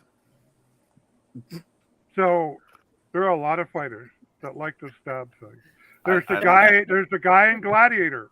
I don't know if he liked to stab things, but he stabbed them very well. And Yeah, you get that great scene. And and and you have Braveheart. Well, he liked to stab things. Definitely liked to stab things when they pissed him off. So out of the fantasy novels that we probably have in common, what kind of fighter are you? Well, I don't read fantasy novels, so Okay, out of the we got a shows that you limited watch, number. Goes Okay. back Out to of the the shows, millennial thing I just said. out of the shows you have watched, the movies you have watched, what kind of fighter are you? Yeah, with video games, Rob, he's a millennial. I don't know. You never watch a fantasy movie or show? I have. I'm just trying to think of who I'd want to be. I generally don't like think I'm trying to make a guy like a particular other guy. Well, So that's the great. next. I'm a That's the greedy person who takes things and murders others without much remorse. So I guess more like thuggish than more of a brigand, more of a That's fine. That's fine. Yeah. Okay, so are you local or not local? the city state. Mm-hmm. I don't know shit about the city state, so I am not local. Okay. Would you be interested in being a Viking type? Do I have to rape and pillage people, You can make Is your that own moral or choices. do I have to use like dual wielding axes, or what are you talking about as being a Viking type? Your character was born a Viking. What you make of that is completely up to you. But I'm just saying your background. Like I like to sail around. Is that what? I'm just trying to figure out what does it mean to be a Viking. He has a subclass, Greg, for each type of thing you're talking. There's a thug subclass, a Viking subclass. I know there's a thug subclass. That's why I mentioned. Okay, so what I mean is, so the deal with the Vikings is that there are Vikings in city-state because their realm was recently conquered in the past decade. So they are like exiles now and scattered throughout the region. So there's a small but tight there's a small community of Vikings in city-state that live there. But like all such exile communities, they they're foreigners. They're looking for make a living, and you happen to make a living from your sword. So I'm a Varangian, then basically, yeah. Yeah, there you go. But if that appeals to you, then sure. Then the rumors and the people I will craft to that. But as far as what your character, what armor you wear, what weapons, there's no particular requirement. You just happen to be born a Viking, and the gear you have is the gear that you decide to buy. So if you learn no two-handed sword, which that's not a typical thing associated with a Viking, then obviously when you landed here in City State, you saw two-handed sword, thought they were neat to learn, and you happened to learn it, and that's what you're starting out as with a two-handed sword, or whatever your character. You don't need to change anything. I just need enough of a background so I can give you what you know about City State. Okay, that's fine. Tim does that with a write-up too. That's one thing I'm adopting with my thing too. Is I'm going to have everybody roll their guy, figure who and what they are, and then do a write-up for them, a few pages, and then do a solo campaign to sort of integrate them a little bit with their character on their own, set up a motivation, get a few contexts, maybe a rumor, which is something I like about your game, Greg, starting with a rumor. That's beautiful. Hey, you've accumulated rumors like to the sky, man. It's nuts. I have every rumor, but just starting off like that is fantastic. It gives you a sense of immersion in the place. You're alone. You're not with a group. You do something. You make your own contacts. You come into the game with more than what's on your character sheet. You have a usable background, which I think is pretty cool. To me, the issue is about player agency. I don't think you can plot down and say, hey, there's a town, and outside there's a goblin cave. Go get it. I mean. But then the players aren't really making the choices to do that. But if you give them, if you give everybody a rumor and there's 5 players, then right off the bat, they've got 5 possible things. Like I knew it was possible, but I had no idea that you were going to go to the frickin' pyramid that was so because it was so far away, and I Yeah. was like, why he would never deal with that. And then you're like, we're doing it, you know, like, all right, road trip. Get the family truckster gassed up and let's get ready to Let's go. get no sleep to Brooklyn. Yeah. And I mean, it worked. I mean, It's the whole fun. reason why that's on the it's on the rumor table is because the huge treasure that's there. Yeah. And then you're like, You smelled the you gold know, across the I'm world. doing man. it. I'm going for it. Yeah. So, Yeah, it was fun. Well, the reason I ask these questions, Greg, Good is fight, because too. that's how I just don't roll. I don't have a universal rumor chart. I tailor it to where the character comes from. Yeah. Look who has joined this We show. randomly generated another character. Yep, bald. I am constantly amazed by how I'm assuming billion-dollar company like AT&T can be completely inept in their ability to manage their own technology. Rants Absolutely incoming. Rants freaking incoming. amazing. I mean, first of Anybody have all, this in their bingo card? Yeah, yes. Rob's LARP and Matt's rants. Perfect. We're going to fill out a full card soon. have you ever? Well, hold on. Have you ever bought an Apple Watch You're and muted, as like a gift for somebody? Mm-hmm.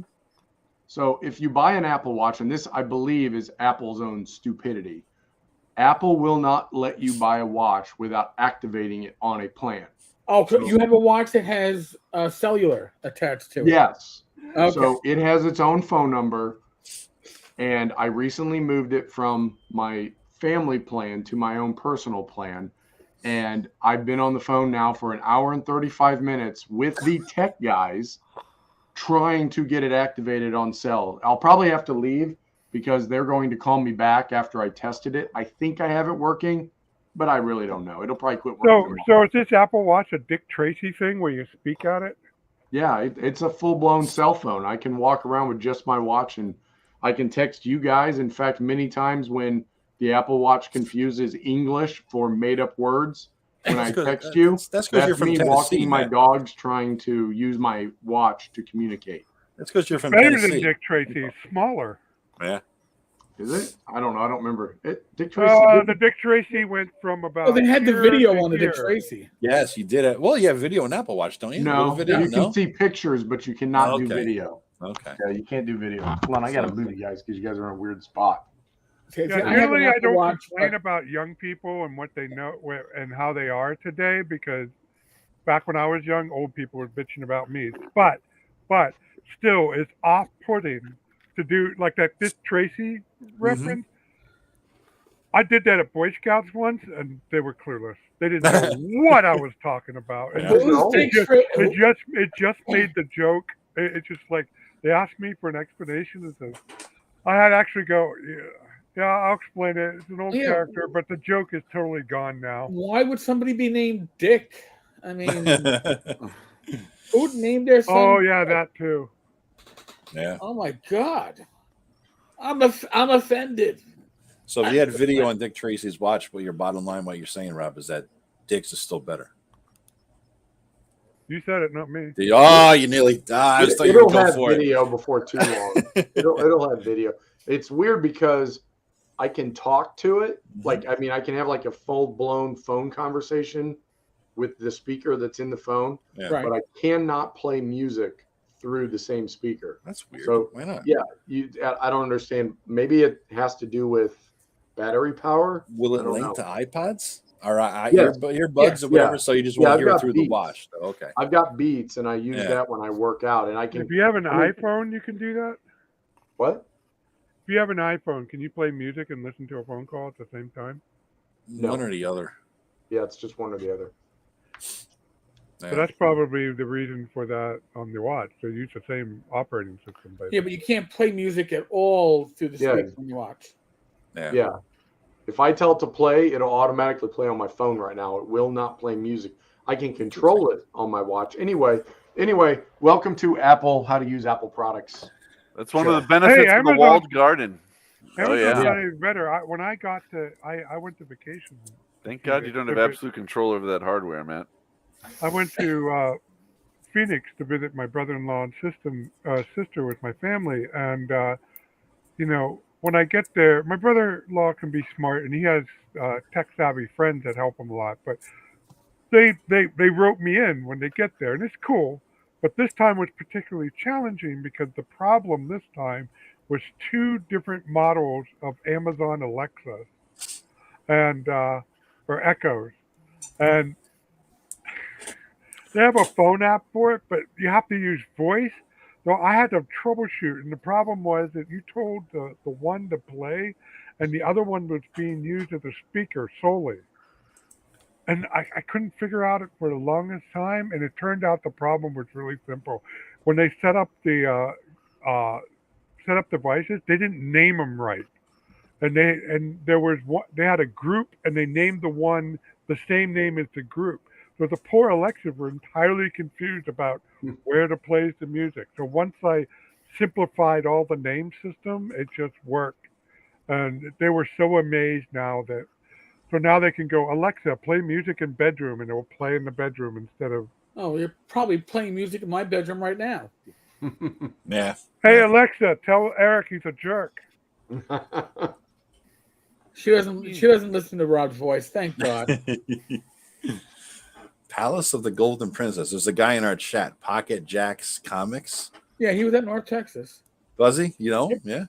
He's running something called Palace of the Golden Princess Kickstarter over there. So go check it out, guys. I don't know. I don't know. We can't post a link, can we? You don't have a link. I'm gonna look it up right now. You met him at North Texas, though. Yeah, he's been in the Discord chat. Yeah, that's cool. On Thursday nights. So we got Palace of the Golden Princess as of course, like a Palace of the Silver Princess, the old. No. Not just Palace of the Golden Princess. It's Palace of the Golden Princess #1. Oh, #1. All right. Let's see what we got here. Is this the one with the pictures? Nude and nice versions of Sword and Sorcery Queen Arica, limited to 100 copies. So, naked pictures of chicks? That appears to be the case. It's nice art, comic art. Yeah. All right, hold on. I got a link incoming. Right. Hold on. That's because it is a comic book. Okay. Oh, okay. I see. Gotcha. Wow, it's really good comics too. Good. You drew all this and shit. Who you inked it and drew it, or what'd you do? It's really good. Yeah, that's good. Oh, I see pointed ears. There's an elf in there somewhere. Wait, this is the old one? This one's 26 days to go. Don't confuse me. There's another one? I like the detail. I mean, this has to be the one that just won. Clear. Palace of the Golden Princess #1, 5e module and comic based on the first RPG adventure written by a woman. That's cool. Looks like he's Comics Jacks on Twitter. So yeah, check it out, guys. I'm not a comic guy. I've never been because I can never afford them. So growing up, I never got into it. They're too expensive, But yeah, I wish I kind of had, because I wish I know I would have been hooked into all the Marvel shit, especially the Spider. I love Spider-Man growing up. You might want to try, Joe, the. Okay, they're the original comics, but they're in graphic novel format, and they'll take the greatest storylines of, say, Spider-Man, Superman, Batman, and then they will package. Like Batman has a series of comics that tell a story called The Long Halloween. Well, you can now go and buy the book itself. Yeah, the book itself, but it's the comic. So I guess I feel bad that I missed it, though. You know what I mean? Like, I could read it now, right? But I feel bad that I missed it. Like, I would feel bad if I just started 5e and just learned about the OSR. Let me ask you an important question. Are you happier when Netflix dumps all the episodes of a season at once, or do you like it weekly? Oh, I like it all at once. And then buy the graphic novels. Then buy the graphic novel. Because that's what it would have been, huh? The frustration. Yes. Oh, Matt dropped. He must be taking. He's ranting right now. It wasn't weekly. It was monthly. Oh, geez. Okay. So so Marvel puts out a a line called Marvel Masterworks. In the last, Oh, yes. probably about the last 15, 20 years, I've been replacing all my original comics. I started buying comics about 1972. I have over 50,000 comics still. Do you really? Yeah, I've got quite a Wow. few. So I started selling a lot of them because they were up in price, but I wanted to keep the issues to read. So I bought what's called Marvel Masterworks. Those are hardcover, beautifully recolored and re-edited editions of the original comics. And I've got like the first 200 issues of Spider-Man in these Marvel Masterworks. Each Marvel Masterworks probably has about 15, 20 issues in it. Slick paper, just it's oversized, beautiful.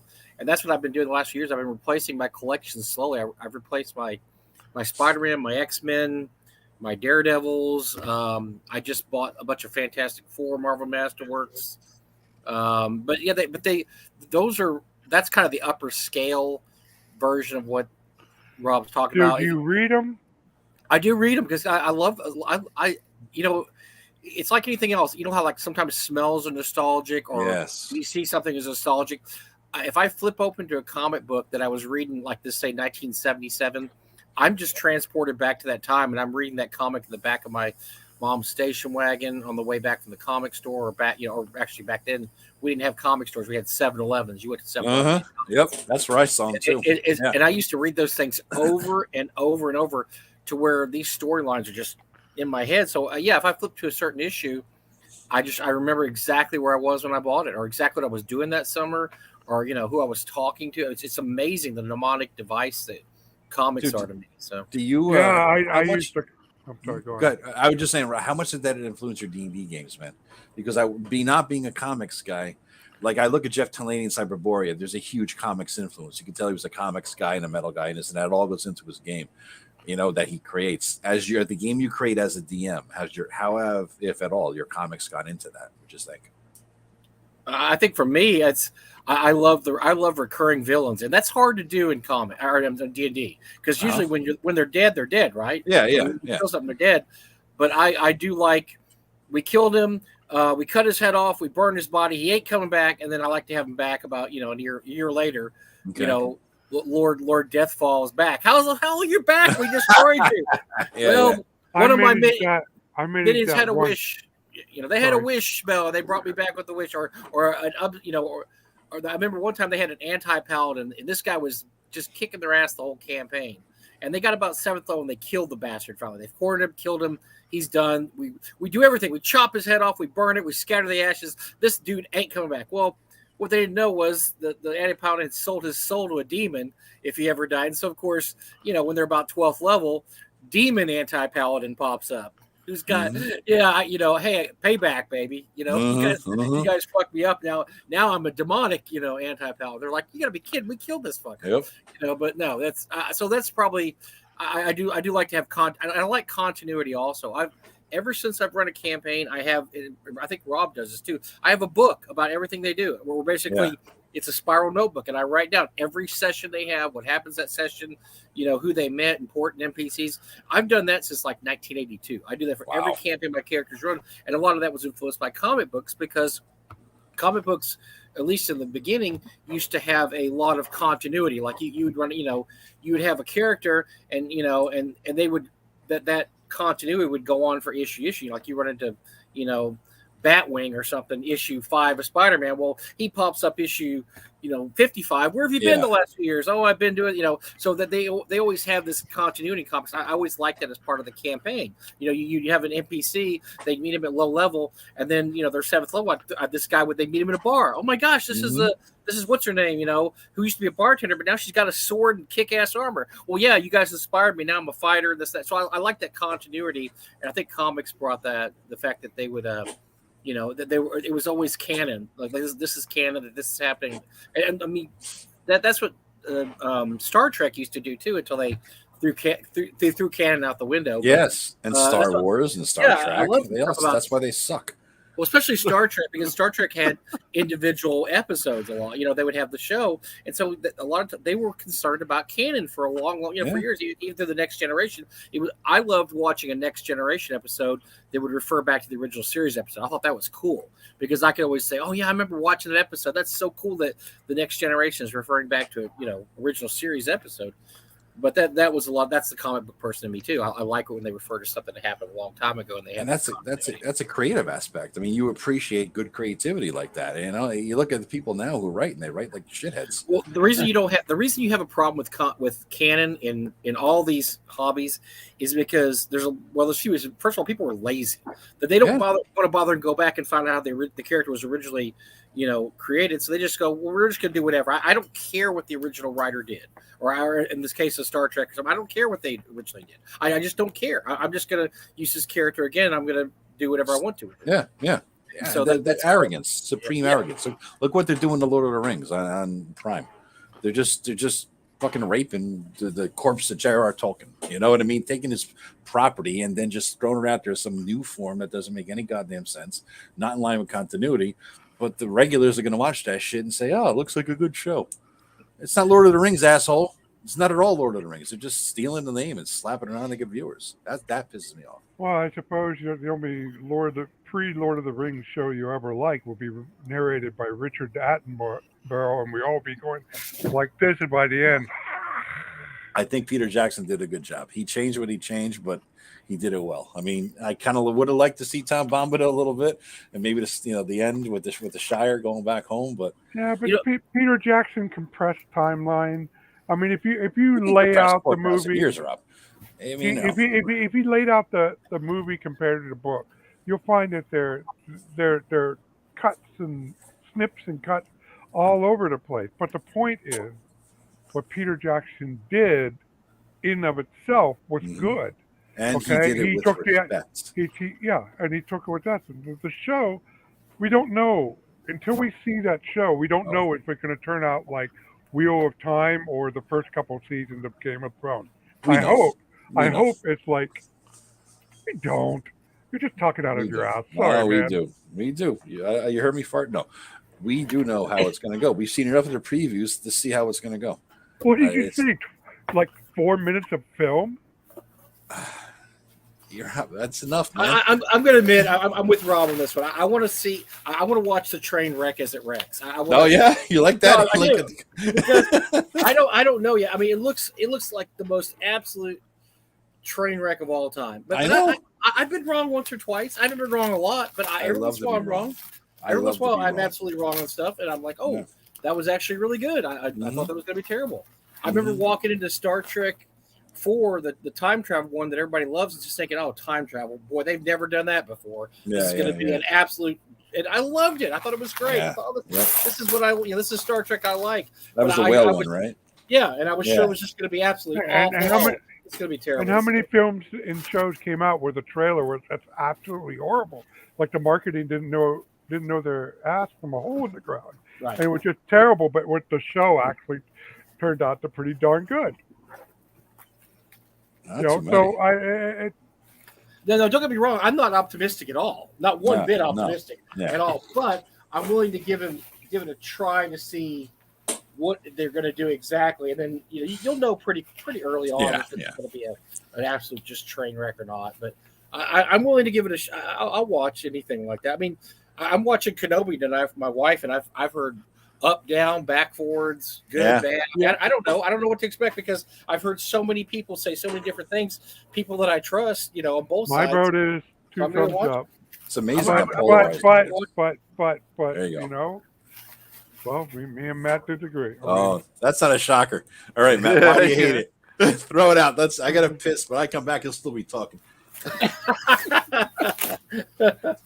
Well, I mean, the only thing I worry about is that they have so much in stuff now. Like, for instance, I had to sit down and explain The Mandalorian to my wife because there's so much inside stuff in there that only Star Wars fans know that it kind of ruined my enjoyment. That I'm sitting there okay, this is what this is, honey. Okay, this is what this means. Okay, the black lightsaber is this. I'm having to explain this to her because it was not. I don't think Mandalorian was written with the casual fan in mind at all. It was written for the geek, which is why people really like The Mandalorian because it was Kenobi is not as bad as the Mandalorian, but you do need knowledge of the prequel to understand it, and you needed to actually saw A New Hope to get the ramification of everything, all the beats and stuff. I actually thought Mandalorian was written pretty well because I am a Star Wars fan, but I am I can't speak tonight.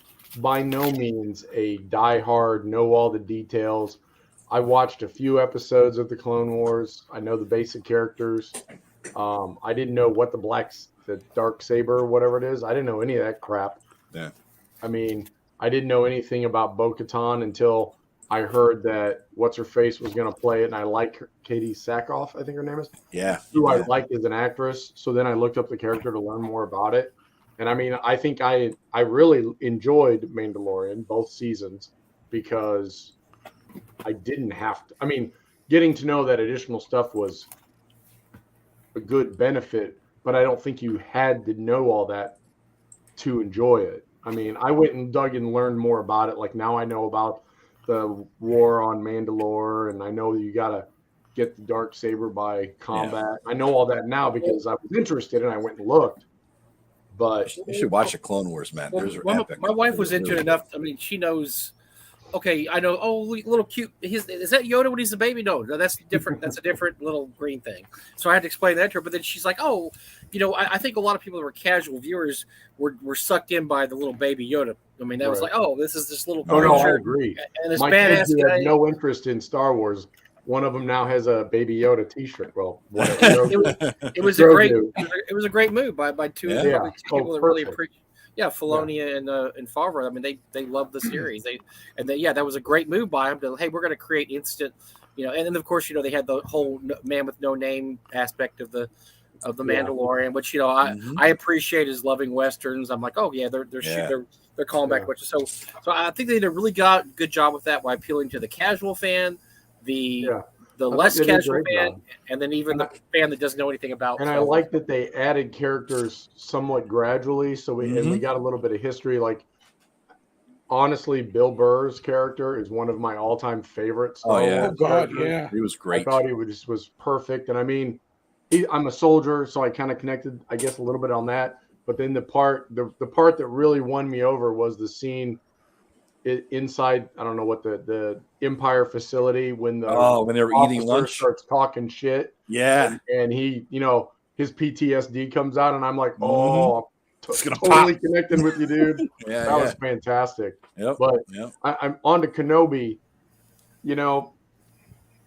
It's okay. And I have not watched the last two episodes. I hear they're better.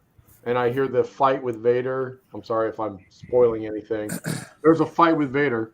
I hear I hear the final two episodes are really good. That there's a fight with Vader that is fantastic and has earmarks back to the originals. I do think the writing and the direction of the first 3 episodes that I watched are utter garbage and shit. Sorry, I don't mean to demonetize you. No, I say already done that. If you're fine.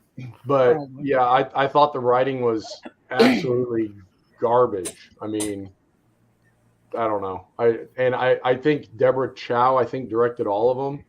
So I don't know. Maybe she took some whatever those classes you can take online on how to direct between YouTube classes. Well, I hate to break it to you.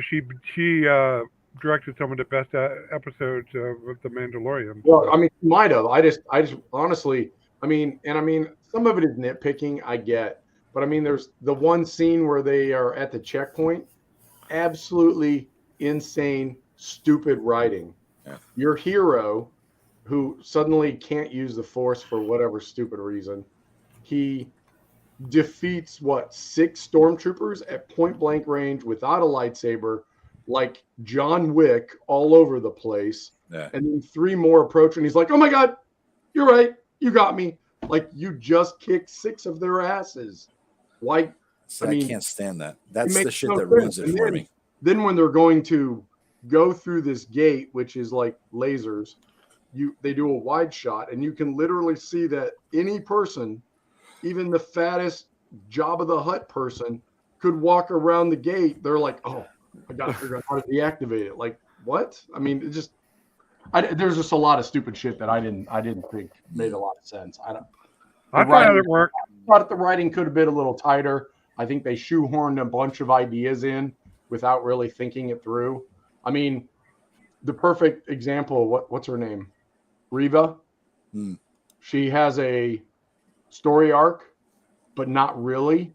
She has a story arc that has an ending, but there's really no beginning, and they set up a big payoff at the end, but they never actually do the setup. It's like they're like, if I recall, Darth Vader didn't have a beginning in Star Wars. He just showed up, force choked the hell out of a guy, and said, "Go find him." Dude, that's Yeah, the see, greatest he thing was of all time. cool. Villain in See, he the was history of the world. cool.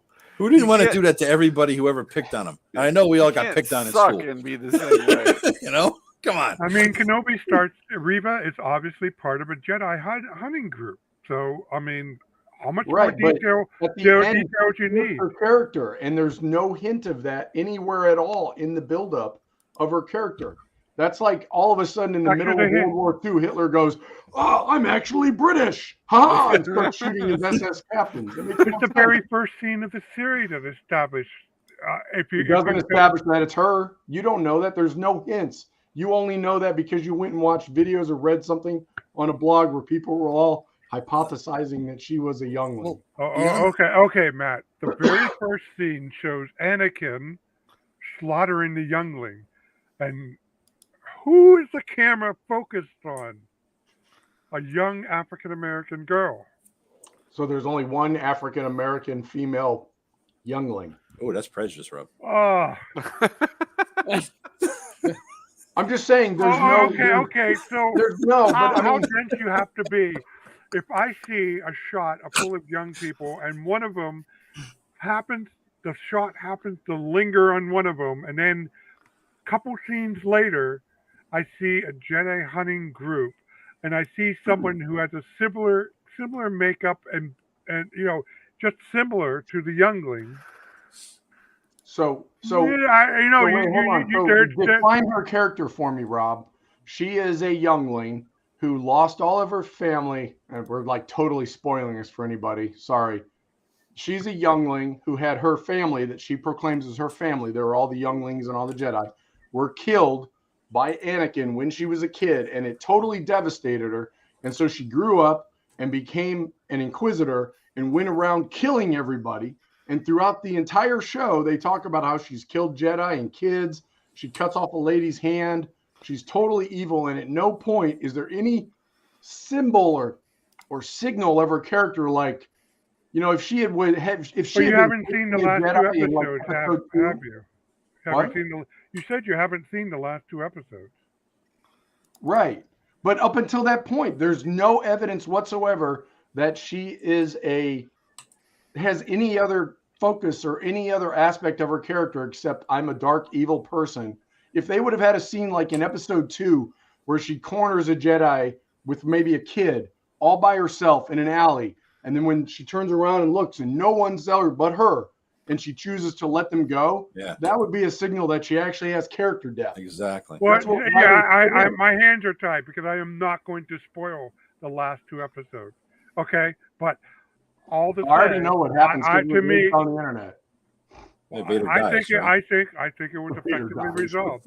And I perfectly accept that she was the way she was the first four, and that, to me, that's fine. So I was left wondering. Okay, so there was one of two possibilities. I thought so. She either she's obviously taking the turn to the dark side, went down the wrong path. So in my mind, the open question was she scooped up by Anakin, who knew full well who she was, or was there something going on? And as it turned out, there was something else going on. And she was the way she was, but she wanted an opportunity to get with Vader. Okay, she wanted to get with him to revenge. There was also something else going on called Kathleen Kennedy. Yeah, exactly. She did an interview. This stupid bitch. Since Vader didn't read people's minds, how did he not know that Reva was there solely to get revenge on him? Oh, she did. It comes out later. Blah blah blah. But no, why didn't Vader know? It does. He did. He did. He did, and it comes out later, man. You got to watch the last two. There's more to it than that. But I'm gonna wait for about 6 months so that Disney gets like shitty ratings, and then I'll watch it. Then you'll watch, yeah. Yeah. But Kathleen Kennedy says in an interview something about, well, it's not like there's all these other comic books and books written about Star Wars or anything. We just got what we have. So I'm like, bitch, there's like 4,000 different books and comic books written for this thing. There's so much goddamn canon.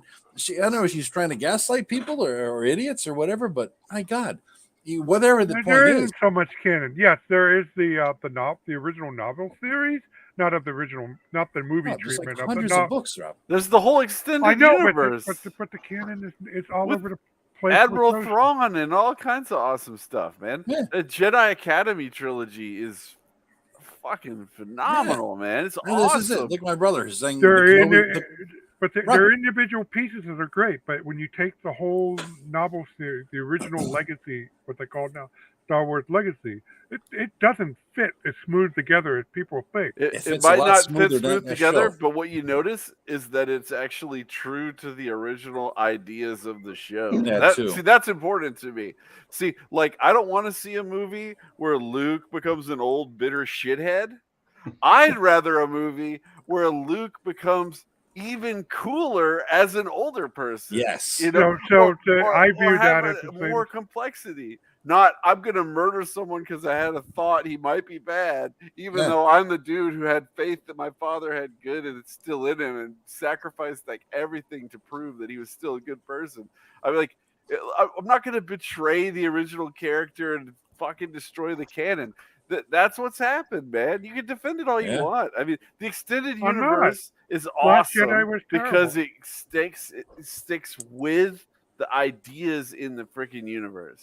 I mean, there's some of them that suck, like Splinter of the Mind's Eye is not that great or whatever. But I mean, there's some really awesome stuff by what's that guy's name? Khan or something. Timothy Zahn. Timothy Zahn. Yeah. He wrote a whole bunch of stuff. Oh man, I read all that stuff when I was a kid. It was awesome. Yeah. So like the idea that they didn't have anything to go on. I mean, Kathleen Kennedy, eat shit and die. She's dumb. Yeah. My brother was saying before here. He says, he should die. if we weren't demonetized before. I mean, we keep saying to Matt, if you just keep eating these turds, eventually they'll taste better. No, they're bad. They're turds. Leave them alone. Chocolate flavored turds. So, Rob, what did you think about the Book of Boba Fett? It was weak. Yeah, I agree. I agree, except for the 2 Mandalorian episodes. They were awesome. Yeah, they were good. They realized they were treading water and they had to bring it on. I'm not sure where they went since the same crew was kind of involved. The Filoni, Favreau clique was involved with that. I'm not sure how they ran off the rail. I watched a video where they talked about they both had different ideas on what Boba Fett should be. I think Filoni wanted him. One of them wanted him to be a Godfather-esque thing. Yeah. And that's kind of the direction that the show steered. And then I think they said like Robert Rodriguez was pretty much handed the script, and this could be wrong, I don't know, but handed the script and said, and he's not a huge director, so it was kind of seen as hey, this is a career move for you. Just do what we tell you and move along or something like that. And so that's why he agreed to film it. I mean, he phoned it in basically. And exactly. Yeah. And I think he was pretty much told, do it that way. I mean, when. Oh wait, here they go. Oh, okay. I know that the Mandalorian episodes were up to par, but the rest of it was weak. Although I didn't mind what the job they did. It just to answer James Seymour in the chat. Oh, sorry, I thought you were done talking about. Yeah, it was just a part of Boba Fett's life I didn't need to see, I guess. Yeah, to answer James Seymour in the chat, Star Wars D6 is a massive, powerful, old school influence. I mean, huge, awesome game. I would, if I had the time, I would love to run like a Mandalorian Western style campaign inspired by that. The Mandalorian's been like the only awesome Star Wars stuff I've even seen in the past. This is the West End games you're talking about, right? Yeah, West End games is awesome. Yeah, the D6 version. That was great. Yeah, and I still have the book, in hardcover, even though I'm almost all PDFs now. But I mean, it's one of my I'll have that book when I die. My kid will Well, get you it. know, that RPG saved Star Wars. That was the Yeah. resource they Yeah. used to make the legacy novels, starting with Heir to the Empire. Mm. And you know, the author said, "All right, can I have some resources so I can get some idea of what to write for this book? Got anything written up?" And they handed him the first two first two WEG books, the Star Wars RPG and the source book, and Yeah, that's great. so What was that guy's name when we were on Google Plus? It was Hisham something, Indian guy. He Oh was like yeah, he was doing all these like he used the same graphic design so it looked like it was West Yeah. End Games material. wasn't it like Keyshore? Yeah, something. He did awesome. He did his own art that was Mhm. like Star Wars theme. It was awesome. Yeah, he did great. So stuff. one of many people I've lost touch with since Google Plus imploded. Hold on, everybody. Group sigh, sadness. For Google Plus dying. For the old days. Oh. It was a great fucking platform. Every time everybody, Something out for my homies. every time somebody mentions Google Plus, it's always like, oh. it was like our Tower of Babel, and then God destroyed it, and we were scattered to the four Dude, winds. well said. Well said. Yeah. Really, you're right. Yeah. Yeah. There was definitely a lot of babble. Yes. Yes. Yeah. The worst thing they did was integrate Google Plus with blogger commenting. And you called that early on, Eric. I You called it early on. I did it for Yeah. a day and a half, and I was like, Yep. can't do this. This was literally gatekeeping people from conversations. And sure enough, that's what people like Zach Smith used it as, to keep people he didn't like from commenting on his post, and kept his own little circles going.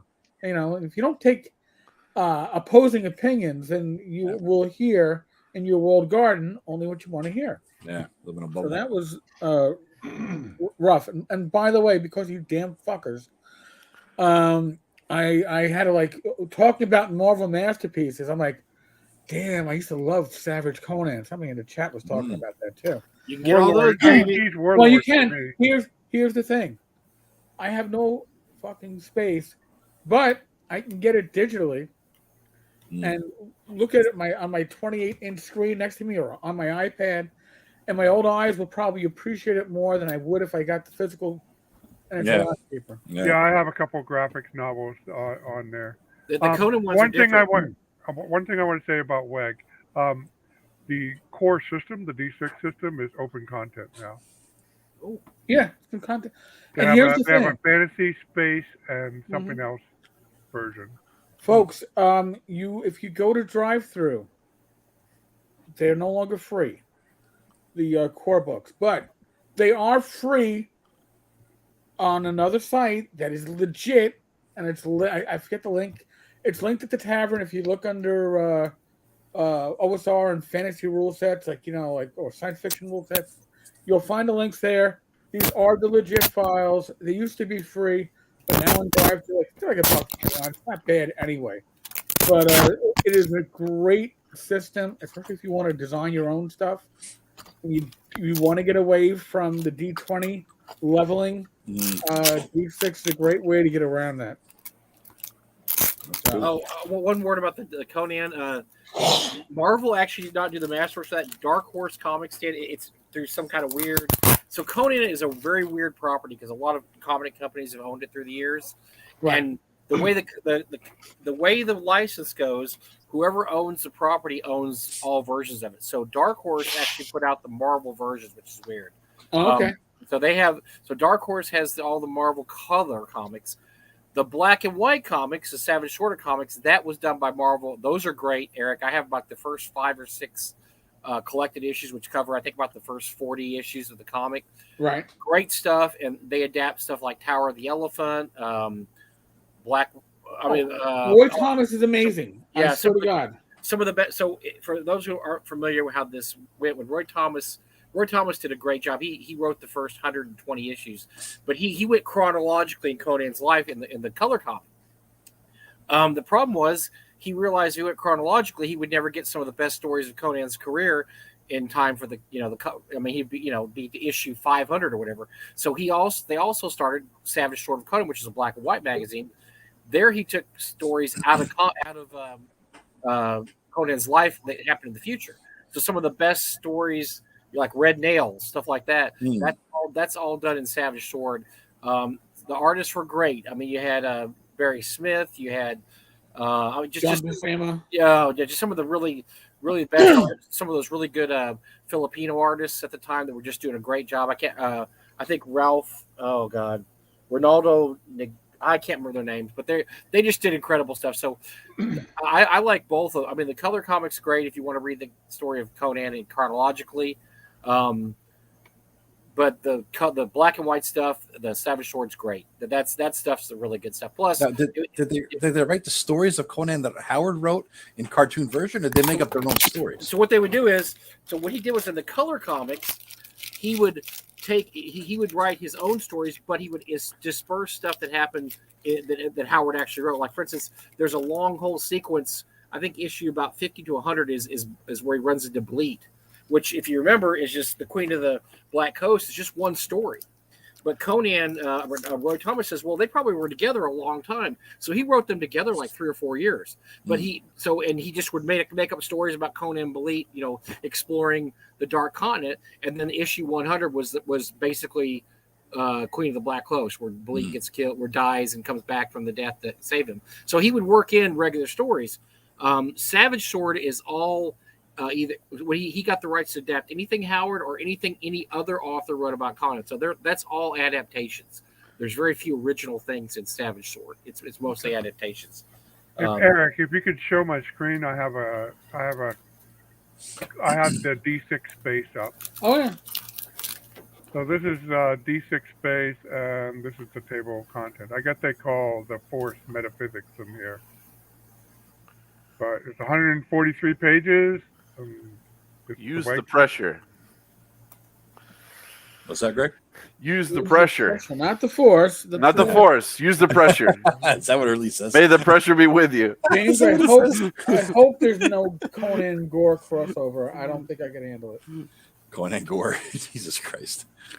Evil. See, that's what happens. You get punch drunk after 2 hours and they start throwing that shit up there. True creativity. Oh, God. Who's mentioning Gore? Come on. Exactly. Oh. Even as a 15-year-old, I wasn't interested in Gore. I read the first novel and said, "Oh, you got to be kidding me." One guy was telling me about that recently. He was, and a few years ago, and I'm like, Gore, why have I missed this? How have I missed everything about Gore? I picked it up off Amazon. The first, copy issue one or whatever the hell. I'm looking at it, I'm like, what the fuck? What the hell is this? Who the hell? And this guy, he says, "Oh, I love it. I have every issue." Who are you trying to fool here, Joe? We know you've got weird stockpiles of Gore. It's weird for me. I mean, speaking of classic, though, I started reading the Thieves World books in preparation for City State. Oh, did you really? Yeah. All right, that's cool. That's cool. Where do you stop? Where do you draw the line, Rob? First 6? They haven't. You know what I mean? I just got the first 3. Okay. There was an omnibus for the Kindle. So I bought that, and I'll read those, and I think I'm good. That's Tim's. But between that and the Game Lords Old Thieves Guild and all the other city resources up there, I'm more than covered. I had a theory the other night talking about creativity and all that. I was sitting around talking to my brother about stuff and about DMing and where you get these moments of creativity where it's so much fun for you as a DM to be creative.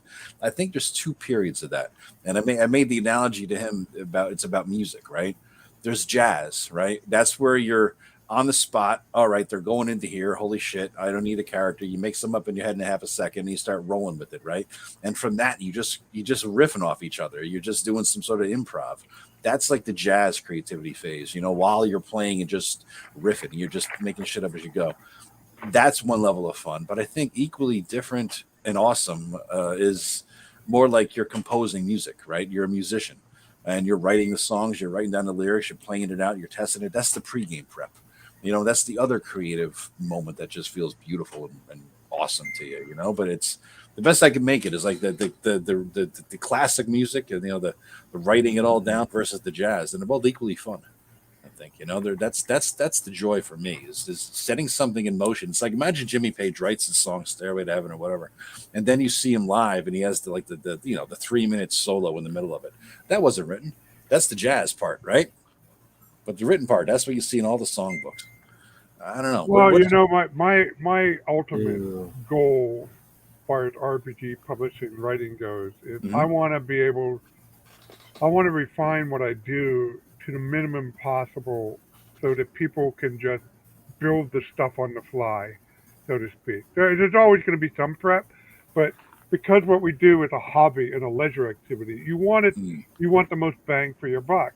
And that's what fascinates me about writing this stuff up. It's what out of all, I do things that are not particularly productive. So I have to be honest with myself about some of the things I like to do. Like I enjoy creating King's List, start with year 100 and King Albert I and just use these tools I have to generate a King's List. And for me, they're a useful memory aid to remember the history of a realm or something. But I very well am aware that is a very niche niche. But there are other things I do I think are more relevant, and it's neat trying to sort that out. But the ultimate goal is to say,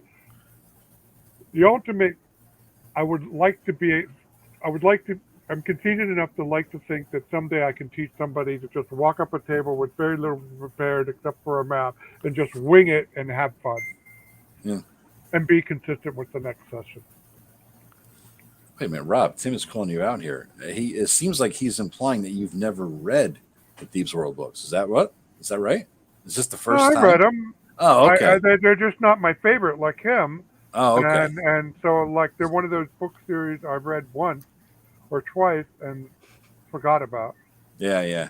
I only read them recently. I always saw them on the shelves, and my friends who were playing D&D at the time, we taught me how to play. Like, oh, you got to read this. And I was less into that sort of swords and sorcery style. I think that's more swords and sorcery than I was more into like the high fantasy. Give me the Belgariad, give me Ray Feist's Midcamia books, Magician and Apprentice. I was way more into that sort of thing. No, I love Magician Apprentice, Magician Master, and in the series up to Silverthorn. Yes. But the one book that's kind of like Thieves' World, that family of fantasy novels in the 80s, I like with the Jerrig novels. I read a couple of those. I liked Elric, although I'm having trouble trying to find the books that I actually read. Oh, because now there's like There's many. I can't find a definitive version of Moorcock's Elric. There is no Rob. I have 3 definitive versions on the wall right behind me here. All right, I have 3 sets, all of the one from the 80s, one from the 90s, one from now. He always revises as he goes. Everything you're ever going to get is different. Well, he's always adding new books that take place when Elric was alive, which to me is kind of a cheat. I wish he would just. I don't know how much longer Moorcock has on this earth, but you might as well just write one after Elric gets destroyed and just say Elric comes back, because at this point he's written 16 stories that take place during Elric's life that we never saw in the original. There's a new book coming out. I saw that on Amazon Alert. New Elric, or wherever the felt coming out in like a couple months or something, right? I mean, shit. Yeah. My brother. You know what else I like about Feist's book? His Empire series. See, I couldn't get into that, Rob. I love it. There was just like me, a boy, looking for somebody like Pug as my hero, right? And then I couldn't relate to the girl star. That's essentially it. I just couldn't. Well, it was the culture and the politics. How she figured out, because she was just a novice girl, a temple novice, and didn't really know much about the world. So we learned about the world of Keloween through her eyes, which people who don't know, Keloween is Raymond Feist's distorted memory of his DM using Tecamel with the serial numbers spelled out. Apparently what happened was the DM had the bright idea, hey, I have my fantasy world, this medieval fantasy world called Midcamia. What if I have this Tecamel invade Midcamia through this portal? And that was his campaign. And Feist didn't really get the connections, and so he took his memories of it and wrote that, and then years later, people going, that's Barker's stuff. You're writing Yeah, about yeah, there. yeah. He stole that motherfucker. He's like, huh? Well, what's even more funny, if those of you who are fans of Elizabeth Moon Paxnerian series, which I highly recommend, in the second book, you'll find a very familiar place that if you pull out the village of Hamlet and, Mhm. and look at the descriptions there, you will recognize where the inn of the Welcome Wench, although there they call it the Jolly Pot Boy, and the Druid's Grove. It was just, I That's great. was reading that, and it's like, wait a minute, this is familiar. And then when she gets to the point where there's the inn across the street from the Druid's Grove, Yeah. no, The Schrader's that can't be it. Outpost. Yeah. I can't be. And I pulled out the Hamlet and then reread that section, and sure enough, it was taken. And she doesn't like to talk about it. If you ever talk to the author, don't bring that point up. Yeah. I think she's acutely embarrassed by it. My brother just has been listening to the McCameo books again. He just finished the last one, and he's still as pissed off now as he was before, where Thomas gets nerfed as soon as he takes the sword out or whatever, or something. He sticks the sword in the thing, then he nerfs down to like a shithead again. He's like felt ripped off forever. He's pissed about that 30-something years later. Wow. Oh, before I forget, since we talked about Thieves World, so there's an excellent old-time series of products called the Thieves Guild, and the guy is still selling the original. So you can get a lot of the originals of them, and even though it has its own system, it's still Stealable. very, yeah. I mean, like You for got a link? example, yeah, I'll find the link and post it, but you can still, and they're kind of like at the original price. And just be warned, the last time I shot at these guys, they still had a stock of Judges Guild stuff, and they sold out of all their ready ref sheets. Wow. So, Yeah, throw a We're link up. talking That's about cool. Game Lords, right? Well, can Yeah. I interject here, Joe? Yeah. We've been playing in this Monday night game, Mhm. and I didn't have a list of things that when Rob was talking about his Kings list and stuff. I'm thinking, like my only objection to that stuff is people don't read it. They don't read ahead of time. They don't learn about the world before they get thrown into session one. Yeah. And so in this campaign on Monday night, you've been finding out, and Rob and Eric too, on you go to a town and there's a temple and the priests are the ones who tell you about that god, or you find a guy on the road, or in your case, you actually have someone in your party who invented his own god and is building a temple to that god using the treasure you guys have found. So would you prefer that kind of method in world building, or do you think it should be in the book up front, everybody to read that kind of stuff as a player? I just don't have faith that people read it. I think that, well, it's a mixed answer, because number one, for me, I need to write that. I need to write the 30-page setting background, at least for myself, if for nobody else. And then I need to condense it down, right, into something that's good for you guys, because I prefer a sense of place in the game, right? I want to know where I am. I want to know the streets. I want to know the neighbors, right? So, and I don't mind small scale. I did that with Snickle and Tim's game in Scorn, and I just lived in one. He was a sewer worker, fuck's sake. So that's fine with me. I need to do that myself. I'd like to give that to my players so that they have a sense of where they're from. It gives them a level of immersion to it, right? And so, okay, I'm a gnome from the Comor Forest. That means this, that, and the other thing. If it's a few pages, that's cool.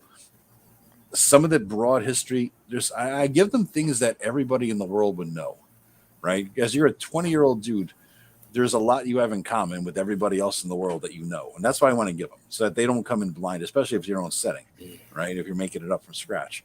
And then I like to flesh out the detail later, right? Through interactions with NPCs. Like, instead of like rolling like you do it at a rumor table, Greg, right? You're going to town and you roll a D6, you get some rumors. I'd rather be role playing in character the dude at the bar, and they come out that way. And because it makes it more immersive for the player, because it feels more real, because it feels like they sat at the bar and had a beer with Bud, who told them the rumor about the wyvern. You see what I'm saying? I think there has to be at least some partial assumption that your characters don't know don't know anything. It's just like if you're starting out a novel or a show or a video game or whatever it is. You know, the character might be 45 years old. Yeah. But All right. you, as the viewer, don't know any, you know, a minuscule percentage of what that character would know. But what you know is how people act towards you. You know your culture. Yes. You don't know the history. You may not know fully understand why your culture came out to be. Like growing up Catholic, you don't understand all the ins and outs of why things are done in the Catholic Church the way they are, and why your family acts the way you do. You could discover it, but most people go through life just accepting it for what it is. And that's how I view my prep work with history and what I want to share with the players.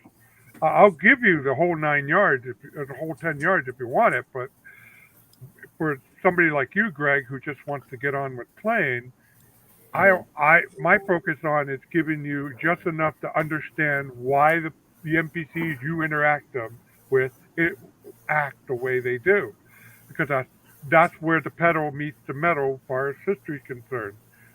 You know, white people, you don't interact with history. You interact with people who are affected by history. So, yeah, I would agree with that. So that's what that's the important detail when it comes to RPG. Wow. We have certainly, I don't want to say strayed, man, but we covered every topic and then some. Yeah. I don't know how. We barely touched on what we planned on talking about, but that's par for the course. Yeah. And we found out that Rob and Matt love the beginning books. Something in common. There you go. Who knew? We have something in common, Matt. Embrace it. So our new irregular regular is Bad Mike. There you go. Hey, I didn't do anything. I just popped in because you and Joe, you're just sitting there by yourselves because everybody dumped you. Everybody abandoned you. I was like, well, stands we should have alone. one more guy sitting up here. And then, Matt's on the phone with AT&T, calling them a bunch of fucking losers. And Mike, I know. I like to hear Matt and Rob and Joe talk, so that's why I didn't say too much tonight. I was a member, but not really a member. I just wanted to hang in there. Always a member, man. Watch you guys, man. All members. It's my favorite show. This is seriously. I like this way better than Talking Crit. I don't like Talking Crit. Talking crits. That's the man. It's a sellout show. It's the man. It's all about. But you guys got the guests, man. You guys get the good guests. We got to kiss ass. Nobody wants to show up to here. No to hang out with us. It's almost part of mainstream media right there. You know, it really is. Pretty much. Yeah. I'm very disappointed. I'm disappointed in myself. Yeah. Hey, who was it you're saying wants to be on the show? On and Rocky and Ian. That's real. Yeah. But you had somebody else, right? Eric wants to be on the show. Who the hell was it? Yeah, everybody wants to be on the fucking show. Oh, I know. Yeah. Now they do. Yeah. Mike and I, honest to God, we've got, I don't know, I think the next 2 or 3 weeks are like penciled in already because we have like a shit ton of people. And I've got people who I've been like, I think next week, and it's like, oh no, this shit just landed. We're gonna have to bounce. Oh, this just landed. So, you know, that never happens with an RPG game. No. The RPG hobby is so quiet you can hear a pin drop. I think the greatest achievement as an RPG hobbyist that you can have is to have a party that everybody reliably shows up to be a part of. Yeah. Because it is so hard. You can work for years to put together a group of people that you can count on just to put their ass in the seat. It's true. It's true. It's hard, you know, and especially we could do a whole show on this one, but as adults, when you were a kid in high school or college, your responsibilities were, it's like, all right, well, yeah, hon, if you're dating, yeah, you got Saturday night, and you can have Sunday until 3 p.m. Because, you know, got to get the game on. Now we have to make do with 2.5-hour sessions. Yeah, exactly, right? We used to be 2.5-day sessions. Now we're fucking 2.5-hour sessions. But, you know, honestly, I'm just glad that I feel like I'm living in a second golden age of RPGs. I mean, it's just compared to the late 90s and I don't know. It's just. You didn't like Third Drop? Third edition. You didn't like it? There was a big Late 90s wasn't third edition. no. That was There- the end there- of what- second. That's right. What Rob says is that there was such a barrier to publication because you either ran your own stuff or the stuff out there. There wasn't a lot of really good stuff out there. Now there's so much good stuff out there that I'm sitting there and sometimes I have paralysis by indecision. I'm like, I like running my own stuff, but I'd like to run this by somebody else. Well, do I run this Matt Finch adventure? Do I run this one over here? Or do I run something by Gabber Lux? I mean, there's just so much great stuff I'm looking through. I don't know, what It's a plethora. to run. It's plethora. It Yeah, is. the only thing I don't like about the whole thing is I get the feeling that we're a test bed for the insipid post-scarcity society where everything is run by robot. All the manufacturing is highly automated and robot, and it's just we're grappling. We're grappling it with first. I think we couldn't be farther from that. This is the apex of human creativity. This is what the robot can't do. The robot can't write quality ideas with creativity and innovation and things like that. That's what the robot can't do. The robot can duplicate all kinds of labor and dumbass thought. It can fill out forms all day, but it can't write a great dungeon. Yeah. I agree, but that's not my point. My point is the automation that we do have. This video the technology that surrounds us, this video right now, that it increases the scope as an individual that what we can do. Yeah. If we have just a modicum of drive and talent, we can publish a book, and it probably. Unfortunately, we just don't have that, Rob. That's your problem, not mine. Yeah. Well, actually, that's not your problem. I mean, you published a 200, 400-page book. So. Our brother already just got your joined us credit. in the bottom, Mike. I got tired of waiting for the show to end to join for the post show, so I just figured I'd join now. Oh, Wow. All right. Well, if that isn't a kick in the crotch, but he's got a good point there. We are at 2 hours 21 minutes. Oh God, I gotta watch Obi-Wan Kenobi. I gotta go, guys. Later. Yeah, Later, man. We're gonna. Mike's gonna get in trouble. Sound like he already is. Yeah. So, folks, listen. First off, if you're not subscribed, why the fuck aren't you subscribed? If you're subscribed, you can chat, you can make comments, you can make suggestions, you can mock people, like yours truly, or people that we mock when they're not on the screen because we can. I don't know who. Hey Tim, if you're home or able to click the link in my Discord channel, man. You can join the green room afterwards. Yeah.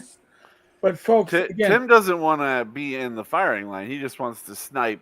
Yeah, On the side, yeah. Especially a Matt. He's got to get a shot of Matt before tonight's over. He already did. He did. I know. I see it. Yeah. Subscribe. Best thing you can do for the channel amongst anything else. I really do appreciate it. Huge thank you to Bad Mike who had to bail out. Matt Jackson who logged in while fighting with AT&T. Good Mike is tapping in for bad Mike. Oh, there you go. Greg for being a nice, pleasant surprise as the potato. I thought you had a guest, so I was like, off doing some shit. You are the guest. You were like texting me, hey. You are the guest. Brother Mike. We'll call you Brother Mike. Bad Mike Brother and Brother Mike. Mike, right? Brother There you Mike. go. Like a monk. I like it. Yeah, Yeah. probably Don't not put like on a your monk. Jedi bathrobe. It'll fit. It'll be Oh, all geez. disguised. Folks. It would be interesting if you were the exact polar opposite of Joe, given Joe's. He might Personality. be. We agree on most things, I think. Yeah, I don't think he's the exact opposite, but No. All right. Right here, Rob drone on about Harn. Hi, John. I don't want you Have you summoned the Harn discussion to us? No, son? no, it's not part of the bingo card. Wicked. Not part of the bingo card today. We're going on. Nobody can get that spot. We do have to get a bingo card. It's going to be Rob Slarp. should. Oh, hey! I see Hackmaster 4.0. Tim can finally make use of our presence and drone on because it's sitting right up there. I got a foot of shelf filled with Hackmaster 4.0.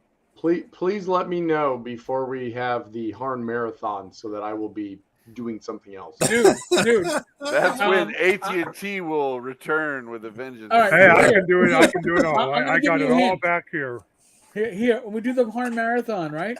I'm gonna log in, then I'll do this, and I'll mute, Yeah. Uh-huh. and you guys go on. 2 hours later, Rob will draw his first Yeah, breath. but Eric, how's that And then- different from usual? Hey, my picture's up, man. I just think you all But chat. you rarely talk. You let us. I'm managing the chat. I'm not You're the That's right. manager. Okay. I gotta You're the manage the chat. zookeeper. When there's 6 or 7 people on screen, you don't need me blabbing away. They can hear me the other 6 days in a week. It's good philosophy, I think. Yeah. yeah. Whatever, Flounder. Slam that, damn it. Slam that. Honestly, God, I got that nickname. He's laying flat like a flounder. I get transferred Can't to a see new him. command after 6 months out of the academy. New command. I walk up to the desk and I introduce myself as Officer Stina, formerly of the 4-2 precinct. Oh yeah, Flounder. We had a phone call. You were coming. Yeah. Pass it along. Here's your locker number. I go. You had a phone already. I get to internal affairs. 2 days later, somebody goes, I didn't know you were called Flounder. I'm like, how the fuck is this? I reached all the way here. Everybody makes the reach. You embrace it or, so I embrace it. Oh, jeez. So I guess to answer James Seymour's relentless questions about tavern food, flounder is what's served at all these taverns.